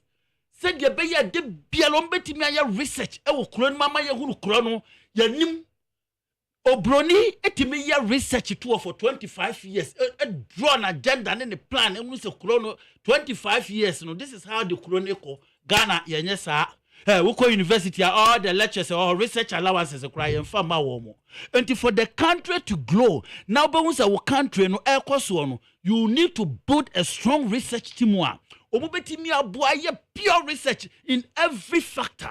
Be a better say, okay, Chrono said the next 10 years, you know, ya jande see any suoni, a dear person ye, ya research we are, a honey dear bepi. Say ya nebi bisa and timium fesican shem researchers are more manus and mana. The beer cron ya bekachi, ya tiana COVID beto ye, not a drew cry any bidabiani a chamber of so media drew bebre.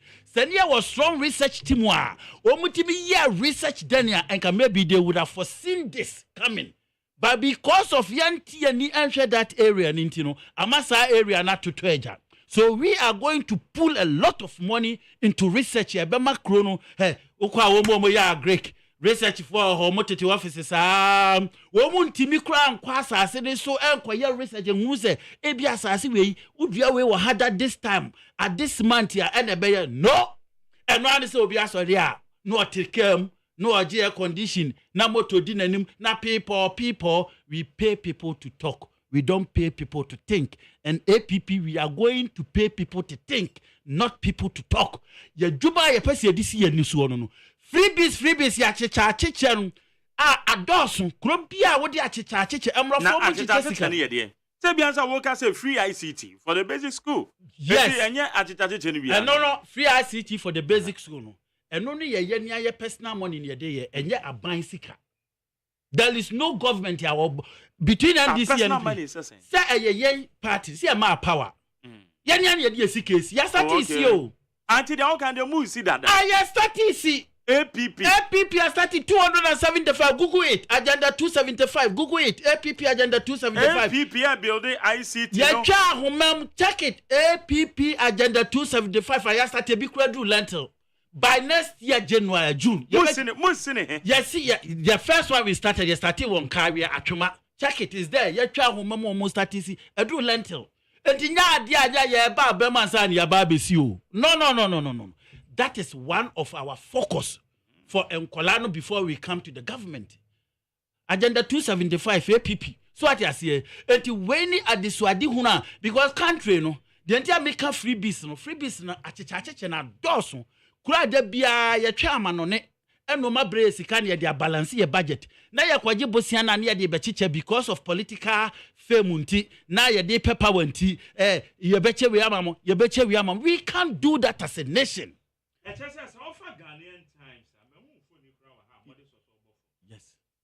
And OSEI, the Action People's Party has commenced the project aimed at constructing ultramodern information communication technology centers across all the 275 constituencies in the country. That Agenda 275. The move part of efforts by the political party to promote science, technology, engineering, and mathematics. Hey, yeah, I didn't make kind of me do me way no. I tell you, APP begins Agenda 275 constituencies. 80 the American our Ghanaian Times one portal. No, say the Action People's Party has commenced the project aimed at construction of ultramodern information communication technology centers across all the 275 constituencies in the country. To say that Agenda 275, the move, forms part of the effort by the political party to promote science, technology, engineering, mathematics, STEM education in the country with focus on children. Now,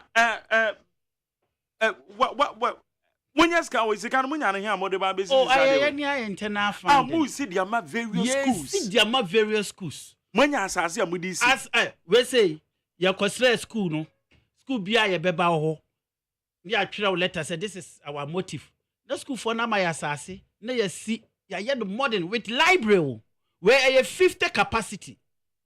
Computers 50 capacity. 50 capacity. I need provided. Yeah, computers require you go me fear Ma turning in 275. We are not joking, you. So we are the only political party who think about the future generation. Thinking about the People's Party. Action People's Party. Action People's Party. No. You person you building Kolani up because you Kola no see fiti samre. Majali. Nyamo. Easy sir. enuntie bi kra ye binum education a sheda anko akiri to the extent they say ebia na ya wofo ne ne ma ne bi ni wono but mitimi no say awofo no nso se ye ka say ye nya ne saa ni nti no ye gya ye moframa ne nso saa no a esa de wo how ene amane ene bebre ye enti say ya reform this education sector right now na the bia ne be ya the politics ya dan we will continue say the bia ye be kasa saa enkosi aga. So it is about the time one so we a penny na wuti fear men ka say wa nya ne senti wo mwa wo nkola o. No, it will not help. And the education sector, that is what we are going to do. We are going to reform the education center. We are going to do it community day school because I'm rofono class e bi omo sikano. A community day school and womo boarding school. So what I say, said e be easy. Ama awofo no e bi awofo bi okra woton ade. Se ne ba no free eco day school opon adwadwuma obetimi aba abeboa ne kakra so ati ase ni nyina ehepo ema enkora tete no eboa yemi ye nya ni nyina mo teacherfo no ho ema teacherfo ne so because a teacher ni no se wo ye na famu die eyese awofo so wo ye wa famu die enti menja oba ema teacher ni so those are the basic things in education sector ebetimi aboa amakro no etompon by raising the younger generation na omu to some certain standard especially in the way of technology wise. Because they say we are seeing na be akra companies be bri kra no me na say me call restaurant bi robot na na be serve o na robot no de aduane na ba enti be akra wontimi mfa won sa physically nya adwuma enti ya start and train your moframa no on that area that path wa ye be koso abre. So in education sector that is what we are trying to do and that is what we are going to do and we are going to force all the government to do that. And no any idea bebo no munya voting age for no because ya nya ma we no mo meto aba maye no and no need a problem. So in education sector that is what we are going to do. Now we move to agric. One of the areas so a very attractive wa e was a Ghana ni bia unu say agric is the only way Ghana ni bia say wako school say unko school say we ye kuaya Udu sika eba wankasa obotom direct here without any government interference. Yeah, it's a Greek.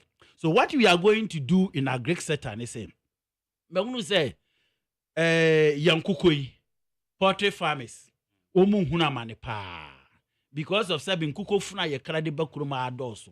Majari, unim say yani ayatna kurasi dano. Se uko village ya, I can tell you say every household biya wa kurasi biya wa akoko ewum.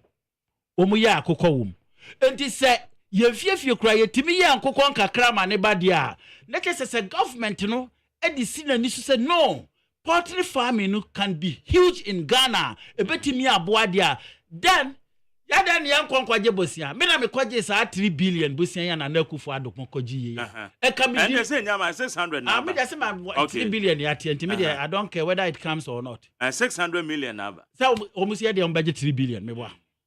Have they talked about say 3 billion? I can be 1 billion. Ebe invest in the poultry farm. I will equip them with necessary equipment. Once you are able to and so now they can break. Near the Canabra Ghana for Nientua. We borrowed money, but we don't invest the money in the interest earning account. A dim for Swabebe Corono. Ghana for your busia yakwajibiano, hey, yakwajibusiako yakwan, yakwajibusiako see hospital, yakwajibusiako ye road. At the end of the day, we still have deficit on those things. And why instead of kwajibusia fabisi factory, Bema Poultry Farmer Association, machines say, machines yetime and cocoa say, and the abiding the see when this is a bois public sector, and the private sector no, makwajibusia 1 billion. Wow, person ye portify ye be set up equipment to the amount. Yankuko more said ye be ya ye betimi ya export nkuko ni bia Magjali. I can tell you say within 6 months. And Koko Ghana nki betimi ya provide wo kroma no. Any de ye be shipo akono enyankoko ketwa. Because Nkoko abase se obua mi memento akoko. Mi fia fichire wa akra ha yai. Mi nkuko okra mo nkuko almost about 300. Me tuto wo mo nketenkete anu anu mato aduane ndem no omuni na mu fia wo saa. It means say senka ye de ni si poultry farm no so na buyer can say look ya kwaji sabosia we poultry farmers if nyina obi amra.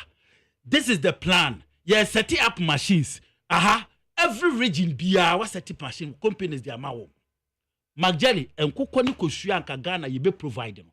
enye kitwa 3 billion ye bekwa akoji ebesa na enwu de dis sika na ye 2 rice emo but when you nyina ben ye wani so ade hu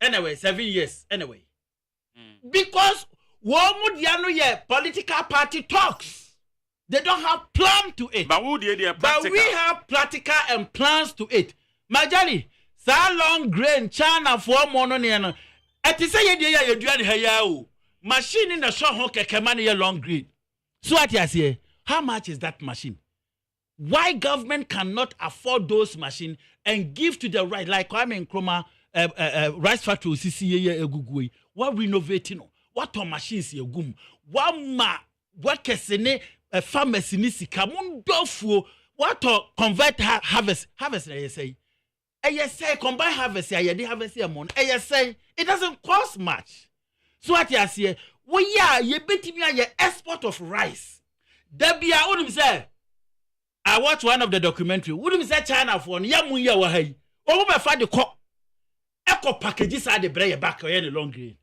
yani aya mun ya wa hai I'm telling you ya mona wa ha no China for be fa no makwa package aye long grain no mo dia bread ni asato because sabi ye jimi edum nyansa.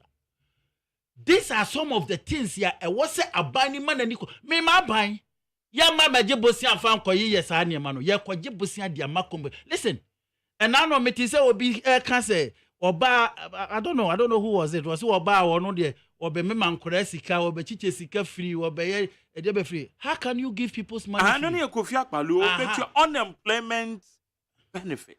Do you understand unemployment benefit? And as someone you may say to akakopim so obeye juma. Yeah. Abra won create company. Ana obetu as won create company. Na won create company.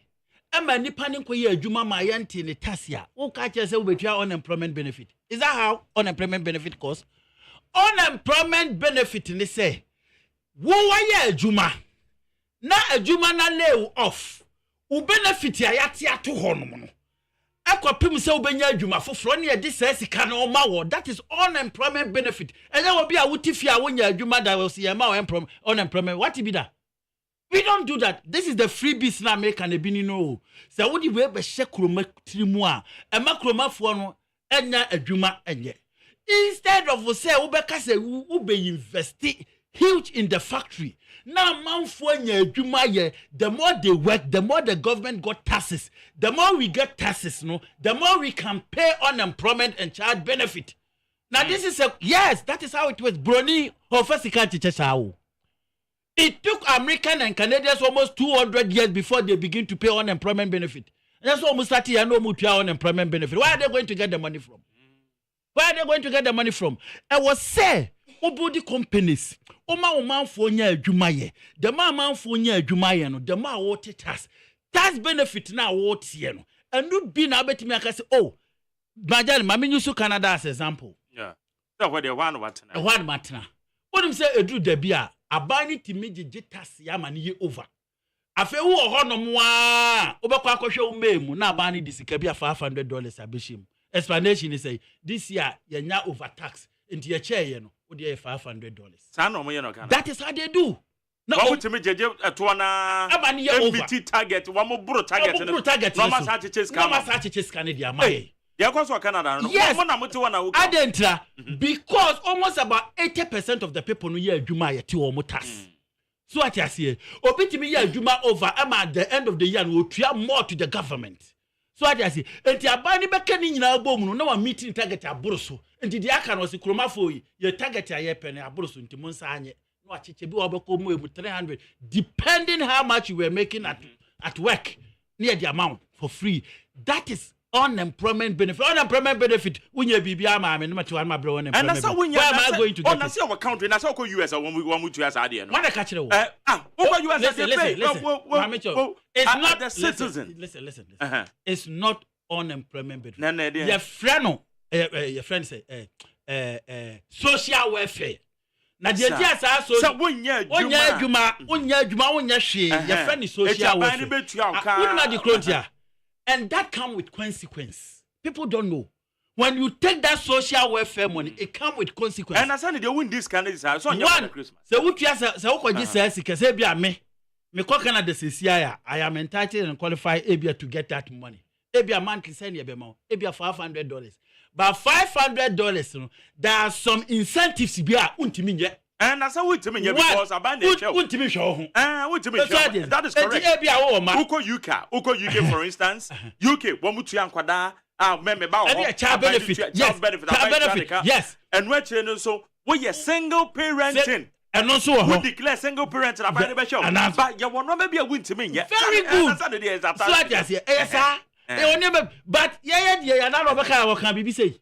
And also see a Chiana Sicaba Crum, now it's as a baby Sicaba. And no, we was our Hennifer, and your Cobobusiano. And also, would you say your Cobobusiana, Yabeman for free? What is that? Is this a policy? Ghana is what Ghana is a kind of good. $1 I don't know for the Kochaya and your interest rate is huge 40%.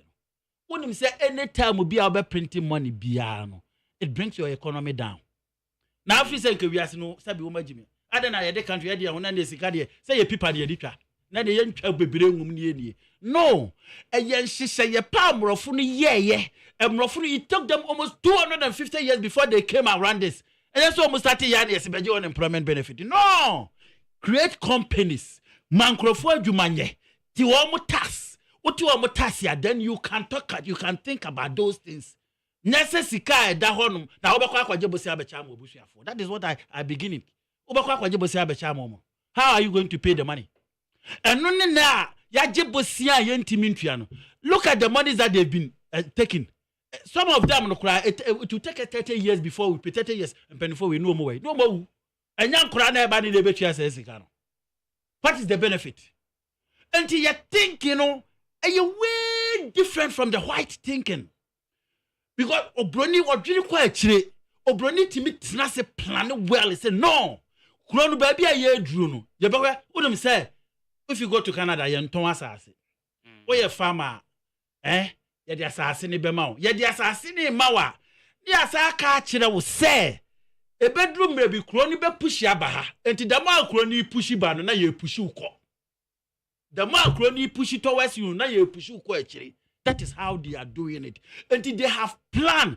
Until CSE did Yamrofunetia, Aye Bibidia. We should study it well. Master, what say Africa, Ghana per se. What say everything that we do it to say Yadibe Shamrofune Munyam. I don't know how to put it. Say as just to please them. So that is what we do. And you was a task, huge task. Ya dear Guyaswa.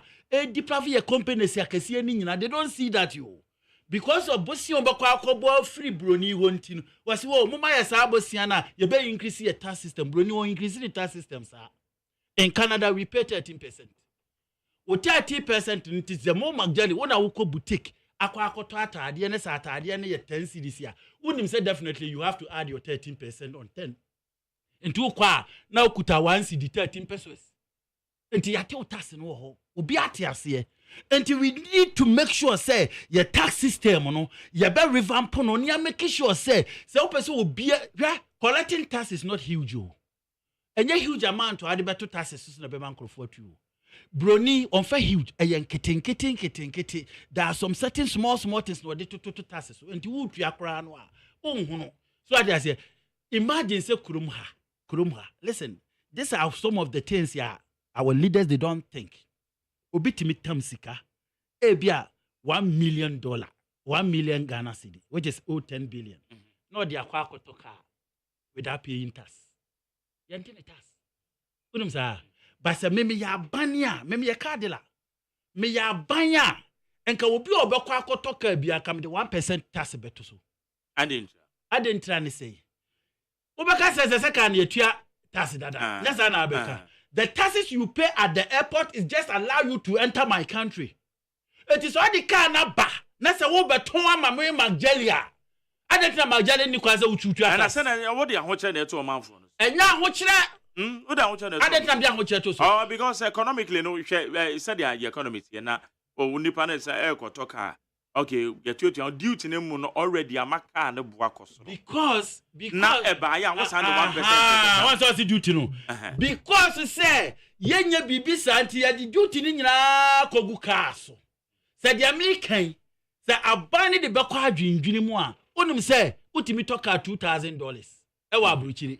No about bet you do $10,000. And when the matter the value of the car na ekoso. And this abana atini duty so our import so. Now wa ba beto no so so abotua 1% here. Na magari, mamenja for example nchiro. Wo mo ton drinks. Ensuyi. Yeah. Oh boss, sorry. Oh boss. On theaters. Oh tiapa. But sa so kotaya totas. Sa so theaters. Adentra wo boss on kase na say so me theaters da. Adentra me koto me sa ma wo so me theaters. Who so to so we are so theaters. Adentra. Because indirect tax headers. Very good. And the other thing will be kwa koto car no dey be use the personal on dey want me theaters ma buy. Just because your theaters were port. We don't think it's not just expanding the tax network, tax network, APP, Action People's Party. The Momo Baby, this was saying a mobile corner. A bus running sure, Ube reduce the pressure on the companies. I'm a companies, let us see huge low mutiana, I'm a companies need Janian. Because that, what you hack a cra, Utim say Macron will be a home. For instance, me fan say omo shops in Ketwa wa bontina omo tonton and tade omo bobo omo how many of them pay taxes but it's a what me regret be better e dey ama omo say no your person will be a encourage system will be a tax and therefore what we are going to do ni say obi a wo ton yam bia bra budget tax clearance receipt now obi to ade a wo dey for 1 cedi etoso for tax for 1 cedi etoso for tax. Do you know how much you are going to make? A huge money from there. And no basa no companies akese no obeti wo tax no say dey be ya omusu betimi produce more. That is another area to fetch money. 2, Mark Jerry, your system be wa no more. There are a lot of things we need to abolish. And nyemebo a ehu hia. There are some institutions be wa Ghana ha ehu hia kora. E wo see twam. APP ba mbo twam. Oh, you be twam. Institution be ni there. First one, a Council of State. Metwam. It doesn't make sense to me. It doesn't make sense. Council of State. Council of State, meguno. Adi point no appoint no ye. And that's a human constitution aka juma. Adi juma no wo mu ye. Say you two president. You two be president for so pan offer. Ana. So what is this? Yes ye bo honka. Ye betwam. Hey, special prosecutor metwam. Hey, Yoko metwam. Ano ba be twa no man pa. Oh, the entia metwam ni say. On say majali minim so study Ghana apahwa. Anytime be a omubati institution be to fight corruption be no na corruption kosoro.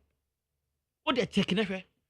Anytime be a ya tete say institution am na be fight corruption but na corruption kosoro.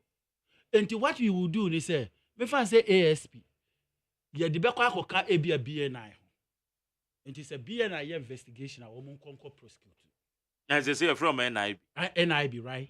National below whatever. And national anti sikanwa wodiama ASP noa OSP noa and the waba begina wokasa waye ayi ankwa do bi asede be ankwa noma oye de obetim.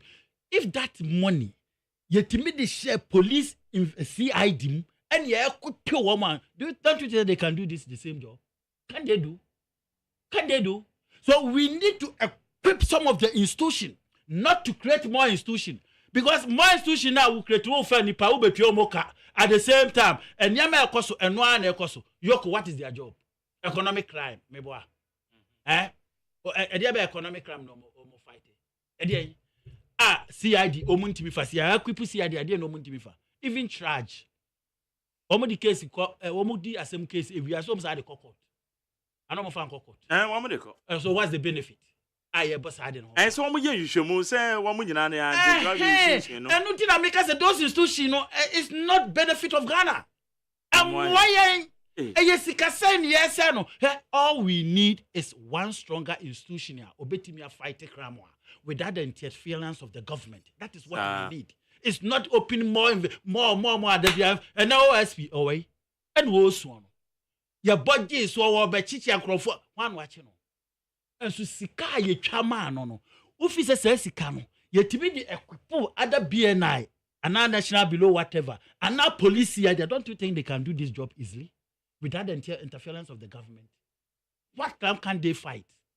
edi ade na omu ntimi ye enti yania ye create vacuum for ourselves to enrich ourselves net because of say ya ade no ese ebebo kro no emwa ye sika say enu nti na bia no na the huge debt na die so no because we create the avenue for us to make money period.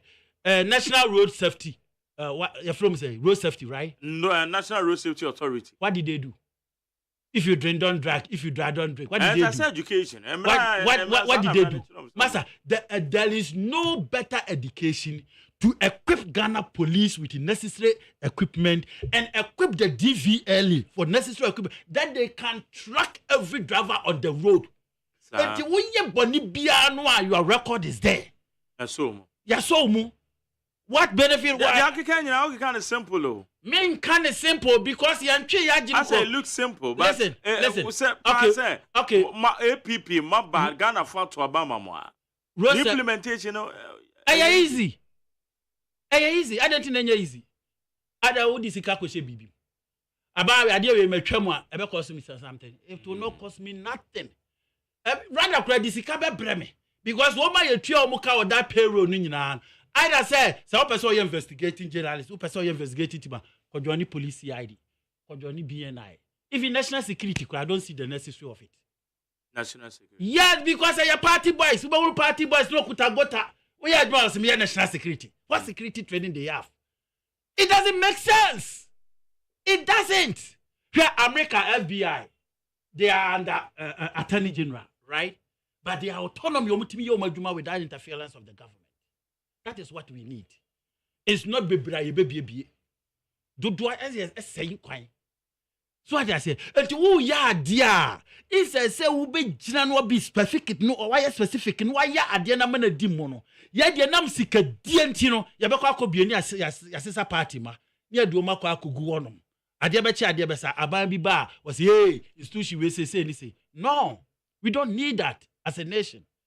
All we need is a stronger institution that can stand firm. Interfere. Now, I believe we say, we put the existing institution like Ghana Police, like BNI alone. They can. How many population in Ghana? They can fight corruption without the OSP. The Minister of Justice and Attorney General, we need to separate them. Because the Minister of Justice is a government appointee. Wakwaya mouthpiece. And Attorney General will cry the one cry the only the just MPP for Nyasa, my debate no court in the name of MPP. And Tiwoma Yama, this institutions nina I say because of politics. And this yakasi the politics in Kwan ya dibe run the crow ya. Majali, we will not go nowhere. We need a government that determined. Abaya will bet me a CP, a sita, Pentecost of a brofo. Was it Melima, was he a CP, a sita? Now, obey me a jiran and answer, look, enough is enough. Let us, all of us, take this decision. Minya, meba, every ministry board to be ameguno. Board of directors. Board directors be ameguno. I will form one formidable board. It be a 20-member board. One more bed, that board, no. Every ministry be I will implement it. You will go through that board. It be fancy a 20-member board. Sa board, no. Ministry of Finance. Se do mo budget so a mo be kwa presentation. The minister will go and do the presentation to that board. No matter approval no na omudi amount. Se ye no omudi amount. Sa board no na Ghana for be da wo mo. Si anya ne sa Ministry of Finance or board no ma be gisika. Ministry of Water omu board. Ya titi board sa mama for the board so no omu disika sa ne kwa. Na board dey sika sa no omudi. Omunisika. One committee na one say 2000. I no cry Ghana gas for. According to Canada, Japan say 2000. No committee be here. 2000 me boy. 2000. How many? Baby, crowd almost 500 crowds. And Jessica, how many boards do we have in Ghana? And you trust our board in India, we create one board. As our board, no. Say Ministry of Road and Highway for mobile yam prison na minister na ba abeka board no abeye presentation the board will scrutinize everything no ahwe say ampa contract we ye ni see ebeye na board na ma approval. Is it not better say we want the board 500 Ghana 500 check how many boards we have in Ghana that money can do something better for Ghanaians. Okay, you need the founder and leader and the Action People's Party. Your friend Kenneth Nana Kwame Asamoah on an ayano aiding common. Eti Kennedy work in APP. We share a year Ghana. Your political dynamics na. APP bet me a chance. Parliamentarians do say Ghana mobile file on 2024. I just say Majali. Sabi we Ghana ni now pe Ghana ye. Now we Ghana ho we need to rebuild Ghana. There's a one obedi anymore na. Oh, we be power betimi aba. Yeah, our main focus is to change the parliament. Also, they are making most of the things based on parliament. Parliament they be taking this because very good. Our main focus is parliamentarians. You say you youth sabi omunso energy politics. We need to force the youth emo manage politics. Neja politics na sabi penifo no manage politics ata omani ase ye hunu omo ho fa so bia na yi omutu nkyai omo nkotena se na mmoframa no ya wo mmoframa ajali omo akọ school so omo do ko akiro. But the spirit of we can't do no, it has been dwell on them. And the choosing of our leader is a problem in Africa per se. Yeah, choosing a leader based of Robia Wenyini. And we are kora na person ko stand there. Wow, go for because umu adie wo. Papa penu we say na won eco challenge. You see, enti amam of framana we have belittled ourselves say yentimi nye. But let me tell you, we can do and do it better. We will force the younger generation to put them in front. Now almost fighting because the future of this nation belongs to the new generation.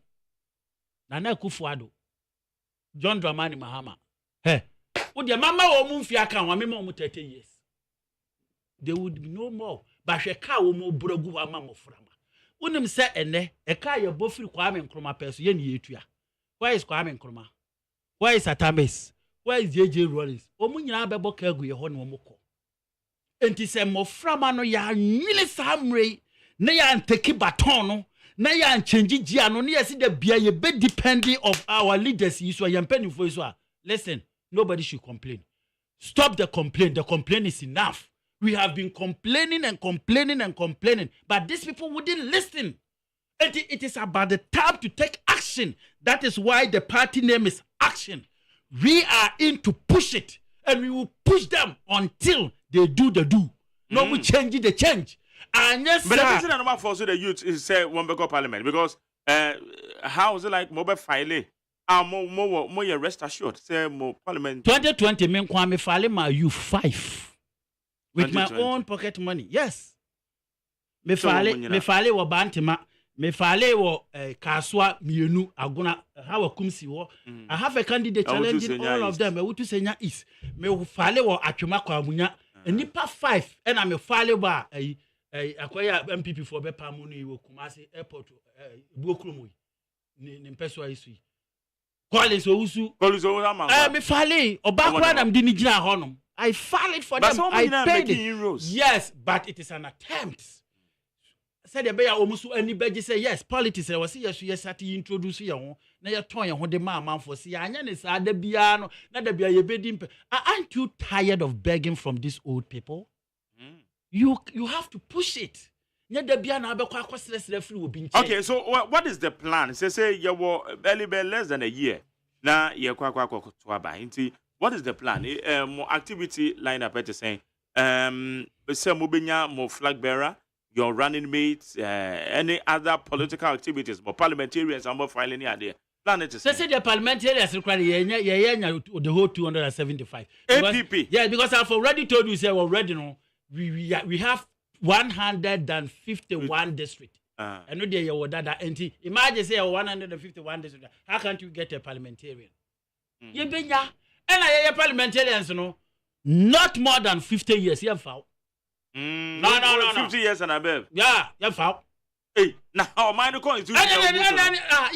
Minor constitution. Yeah, see, ya pemoframa and no mababijna. Am I to say when you're 21 years? And I made sure will say, and above. And I miss Mitchell will say, yes, it will be already 50 years. Yeah, man, in parliament. And that's what be the Boko Court. Obi anti me fire. Yes, will be the Boko party constitution. about all constitution be and one. I say wo back I wouldn't say we are less than 50 years to be Constitution be and we are Ghana constitution. And I make sure we say ade brabejan abojana ni anto aba ma we eno so dey be ko here say be before because you anto aba ma wo o dey more than 50 brabejan ya pam ni anto aba ma we ana hey ya anto aba ma we eno so dey be ko court na be before ya anto aba ma wo ya do ko court yeah say ya pese ya mother you fu no don't the gas answer ma and ya say you are pushing me enti yes okay bra oba dey say yakoto aba ni anto ama 50 years they have done venture yes so wo ba be pe post your friend is a parliamentarian presidential so it's up to 55 to 60 yeah 60 and this all ben dabi and nyama we no ai nyama wo man wo mundia what the bujam mon masa hwe look at the country almost started with the youth hwe Canada president obabedi here now in the age no wa ba be 35 years yeah. So what you say South Korea the South Korea hwe France so what you say this show say emofra money be wo ideas but ya kan wo ma say and we need to groom them up and bring them forward. See ya nkoye sa and then ye nyama osafo ma afo mo anu mumu man. Nkokrafo no okay, mama kwa amano so your time the crown now so oh and where the your time now so okay 0302243540 0302257902 where there was sumu Action People's Party APP founder and leader Action People's Party your friend no Kenneth Nana Kwame Asamoah Nemo why city when I was sitting there yes yes answer your best idea and Mama kwa amano so na wo hwe anim say obe commission be start the first one will be commission on I'm say na ka yes ye no April but ya twe come May the first one in Nigeria will be commission on May meba so majo hello when to end so yanko next one majo hello yes I yanko yo ajani moni okay yo when wajuma na feeling ka obada beni why na obi so obada beni babe ya nini dinko ya ojo ba so ono so be ya yi bia wona wonte ne kan wa amen ti ya dan te ka ya ta nemo yo ki kan dia nya jo za Ghana ere ti ma to aba e ba to aba man mo because yo kan munye na tem ni munye sa wona munye du ma on na tem ni munye du ma yen because tax se mi ya working se Ghana se tax yaji tax o ya and the young men on the tax fu go be brain say ye me yaji okay better say I mean next one me ba cho majo Mark Jerry. Yes, sir. The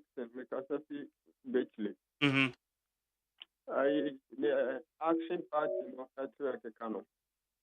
Me could do the me who say kasa keke because Akufo-Addo amamanya many reach the more politician be some there were Akufo-Addo a catcher yen to 16 in some way ye sham and now back and your may and I basta and some more kind and then Yamidi a collier posters. I will come on a tonsu, a catcher the railway catch them one step Akufo-Addo bar. Because you 4G 1 billion to say Cocoa Board, a Bank of Ghana, Akufo-Addo the on yes, no one kaki to every what is so the near Mamma, and they say almost quite DKMP for use for of it. So we need to reach 1 billion. What the good anymore for $1 a saying, Bahama time, and $1 a saying, and then a saying, 80 we need to deal 10 months a year, my year or 2 and 10 hours. Kasa kete bisa famamwo di mano hwe wo de fa mano eni nsem de wa buku ara ka kire bi niye nsem wo e do ka kire ni e do man ma ye di ga ye ka no pre no man na ye okay di le kire say ma ye de man obe ni ye meda say ma me fa next one ma joy champion Mark Jerry yes I do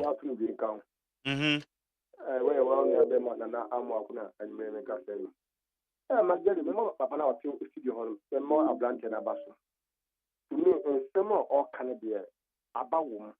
Number 7 say, or say, I should know, or say, 275 constituencies, and the and I said, why shall I say, baby, and the beer and cost of the beer.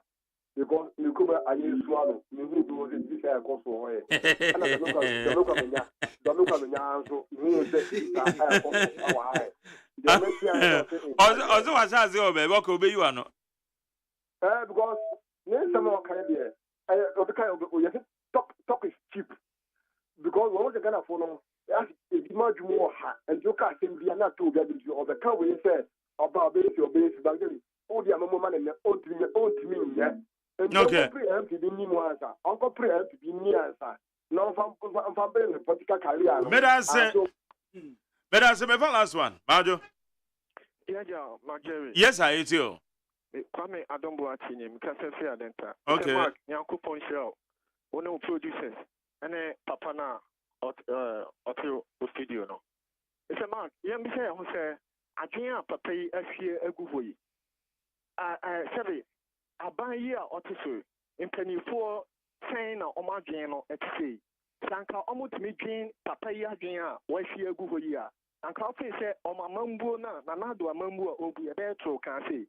It's a mark, and some name I drink Cassie, and I say, yet, and I say, and penny for better in your choir. Almost better, not mind you won't say 1 penny for, almost your mind and bet me a baby. Now, share a mumbo, tantan, Nanado, and then pound for Eddie or my Akum Ebu. Now, Ubi Lion, not MPP for Tabby. Not almost a canny, almost normal support party. Tabby, a mambo now, Monpenny for Bunu, a time and Kosua, won't mean can. Okay. Mera say, aha, ana yede AC, yado bibiase. Kenneth Nana Kwame, Asamoah, founder, leader, APP, TAPP, ebe hu on krata so. Na electoral commission no mawie. Sabria mo we ni dey your friend is saying. Mo officers no aspect ni dey. Oh baby ah. Majari, me dey ma say mo kwa yi. Me dey ma say musi, no say Ghana for em say ebi wa ye kasa, obi wa ontie ni yi. Me say ye ba ye kwaje bosi amfa me cheche ma Ghana for. Eno na ebi ye ebinum ya say ada na mo me cheche ma ye ndina. No, we're not going to do that. Na obi jebosia cheche. Ema yedi. Enye bini teachers education. Any nursing salawa. Eya cheche omutua. Ba mimi si me mfa lawa ne ma wo mu. Na mo makwaji bosia no mu dia ko school. Said ye be yo mu wie school no mu start adwuma. Ye beti wo mu percentage asade ato na wo ba enso start a wono nso anya bi no. Wey, is it not different from the Nanado and Mahama? Nanado ni Mahama, wo mu wasa adwiri we sei. Wo mu campaign ni say, wo mu de beba ba chiche no ma gimu vote. Me so bi campaign ni say, me the best spread school no ama na ye kesi na ya timi afa nipa, na ye fa nipa. Emra say sika na ye twam no, say sika na bi be say timi esi hospital. Ama wo wie school na how many nurses so mutifie? Sa lawa sika na ye de ma wo mo. Ekebetimi esi hospital amomu wie school ya fa wo mo. But because of politics, any vote to a penti, yes, a free. Abrochire, there is no student Abama is free. We high school, a quadjabosia, nefako, enti our four was so much, Jonia our four quaco pesicase, maybe a university, when Nisika, we need troubles. Abina created that fund. Said ye be your betty me a quadjibi, no year school now start here, Juma. Ye tetion kakranka krama, wouldn't ye been so bad, ye bid yamano. That is how the system's supposed to work, not free base. Okay. It's totally different from the policy of NDC and MPP. Sir, at the way say, we are done na commonsensically. Won't this idea we say. Now, freeze me banner minti minya. Minti minya to cause me kwa jisi kani me farmer undi for free. Now, what's our kojina baby sa mobile is kind of moody. No. Me jisi kani na media si company ama wanya adwuma papa ye a well paid job wa wo ye te otase ye wunsu because wadwuma ye wakatua ye. That is what we need. Me kwaje 3 billion na me kasa me de kwaye kwan ebe wi akire na kwan kura ye ni ho na 3 billion asa be ye ka na asa be da ye so na ye jeje tase ni etua. This is common sense. And it's a winning common sense, let's be can someone. Now, but Trinity the Nyansa Semono, not because of politics in Tino, oh, baby, one worker, because one by now what you this argument. Now, doing Yanis or the Bachicha Mamma Kwakodi, and Nunti, and a Yali Fosika cry, a chicha bar party for a Yali Fosika, a chicha, but me, Chicha Sika Magana. Ya Juma, we are Juma, Ubenya pay, when you pay. Your hospitals, your schools. That is what the APP stand for. In Ghana, for more beauty, my end, they say, yes, all right, madam, same. And then you may touchlight, and yedi jumedi, and yedi see. Nyame Adoma, and then what you say about the last edition for the year. Until next week, Nakupon Yadu, Tuesday and Thursday, near the last edition, Nadia Bro. Na make house or China, 5:30, maybe this year. Oh, Ghana Munti so. Oh, Coco to you now, bomb fire. Kaime. Why? Yenya wode fa mo adwuma emfa emwaye my Ghana me the luxurious AGYEMANG Kenneth Nana Kwame Asamoah, leader and founder of the my APP and our Tenekan Action People's Party. Now logo no I don't know so na tum me logo yours no yours no yensa okay me logo bi na also yes okay all right me dey aseda eso ebema me earlier guest our mobile Zongo Communicators team. And I hear this. DJ Toxic. Hey, take you over. I mean, sure, BBI. It's 100.9.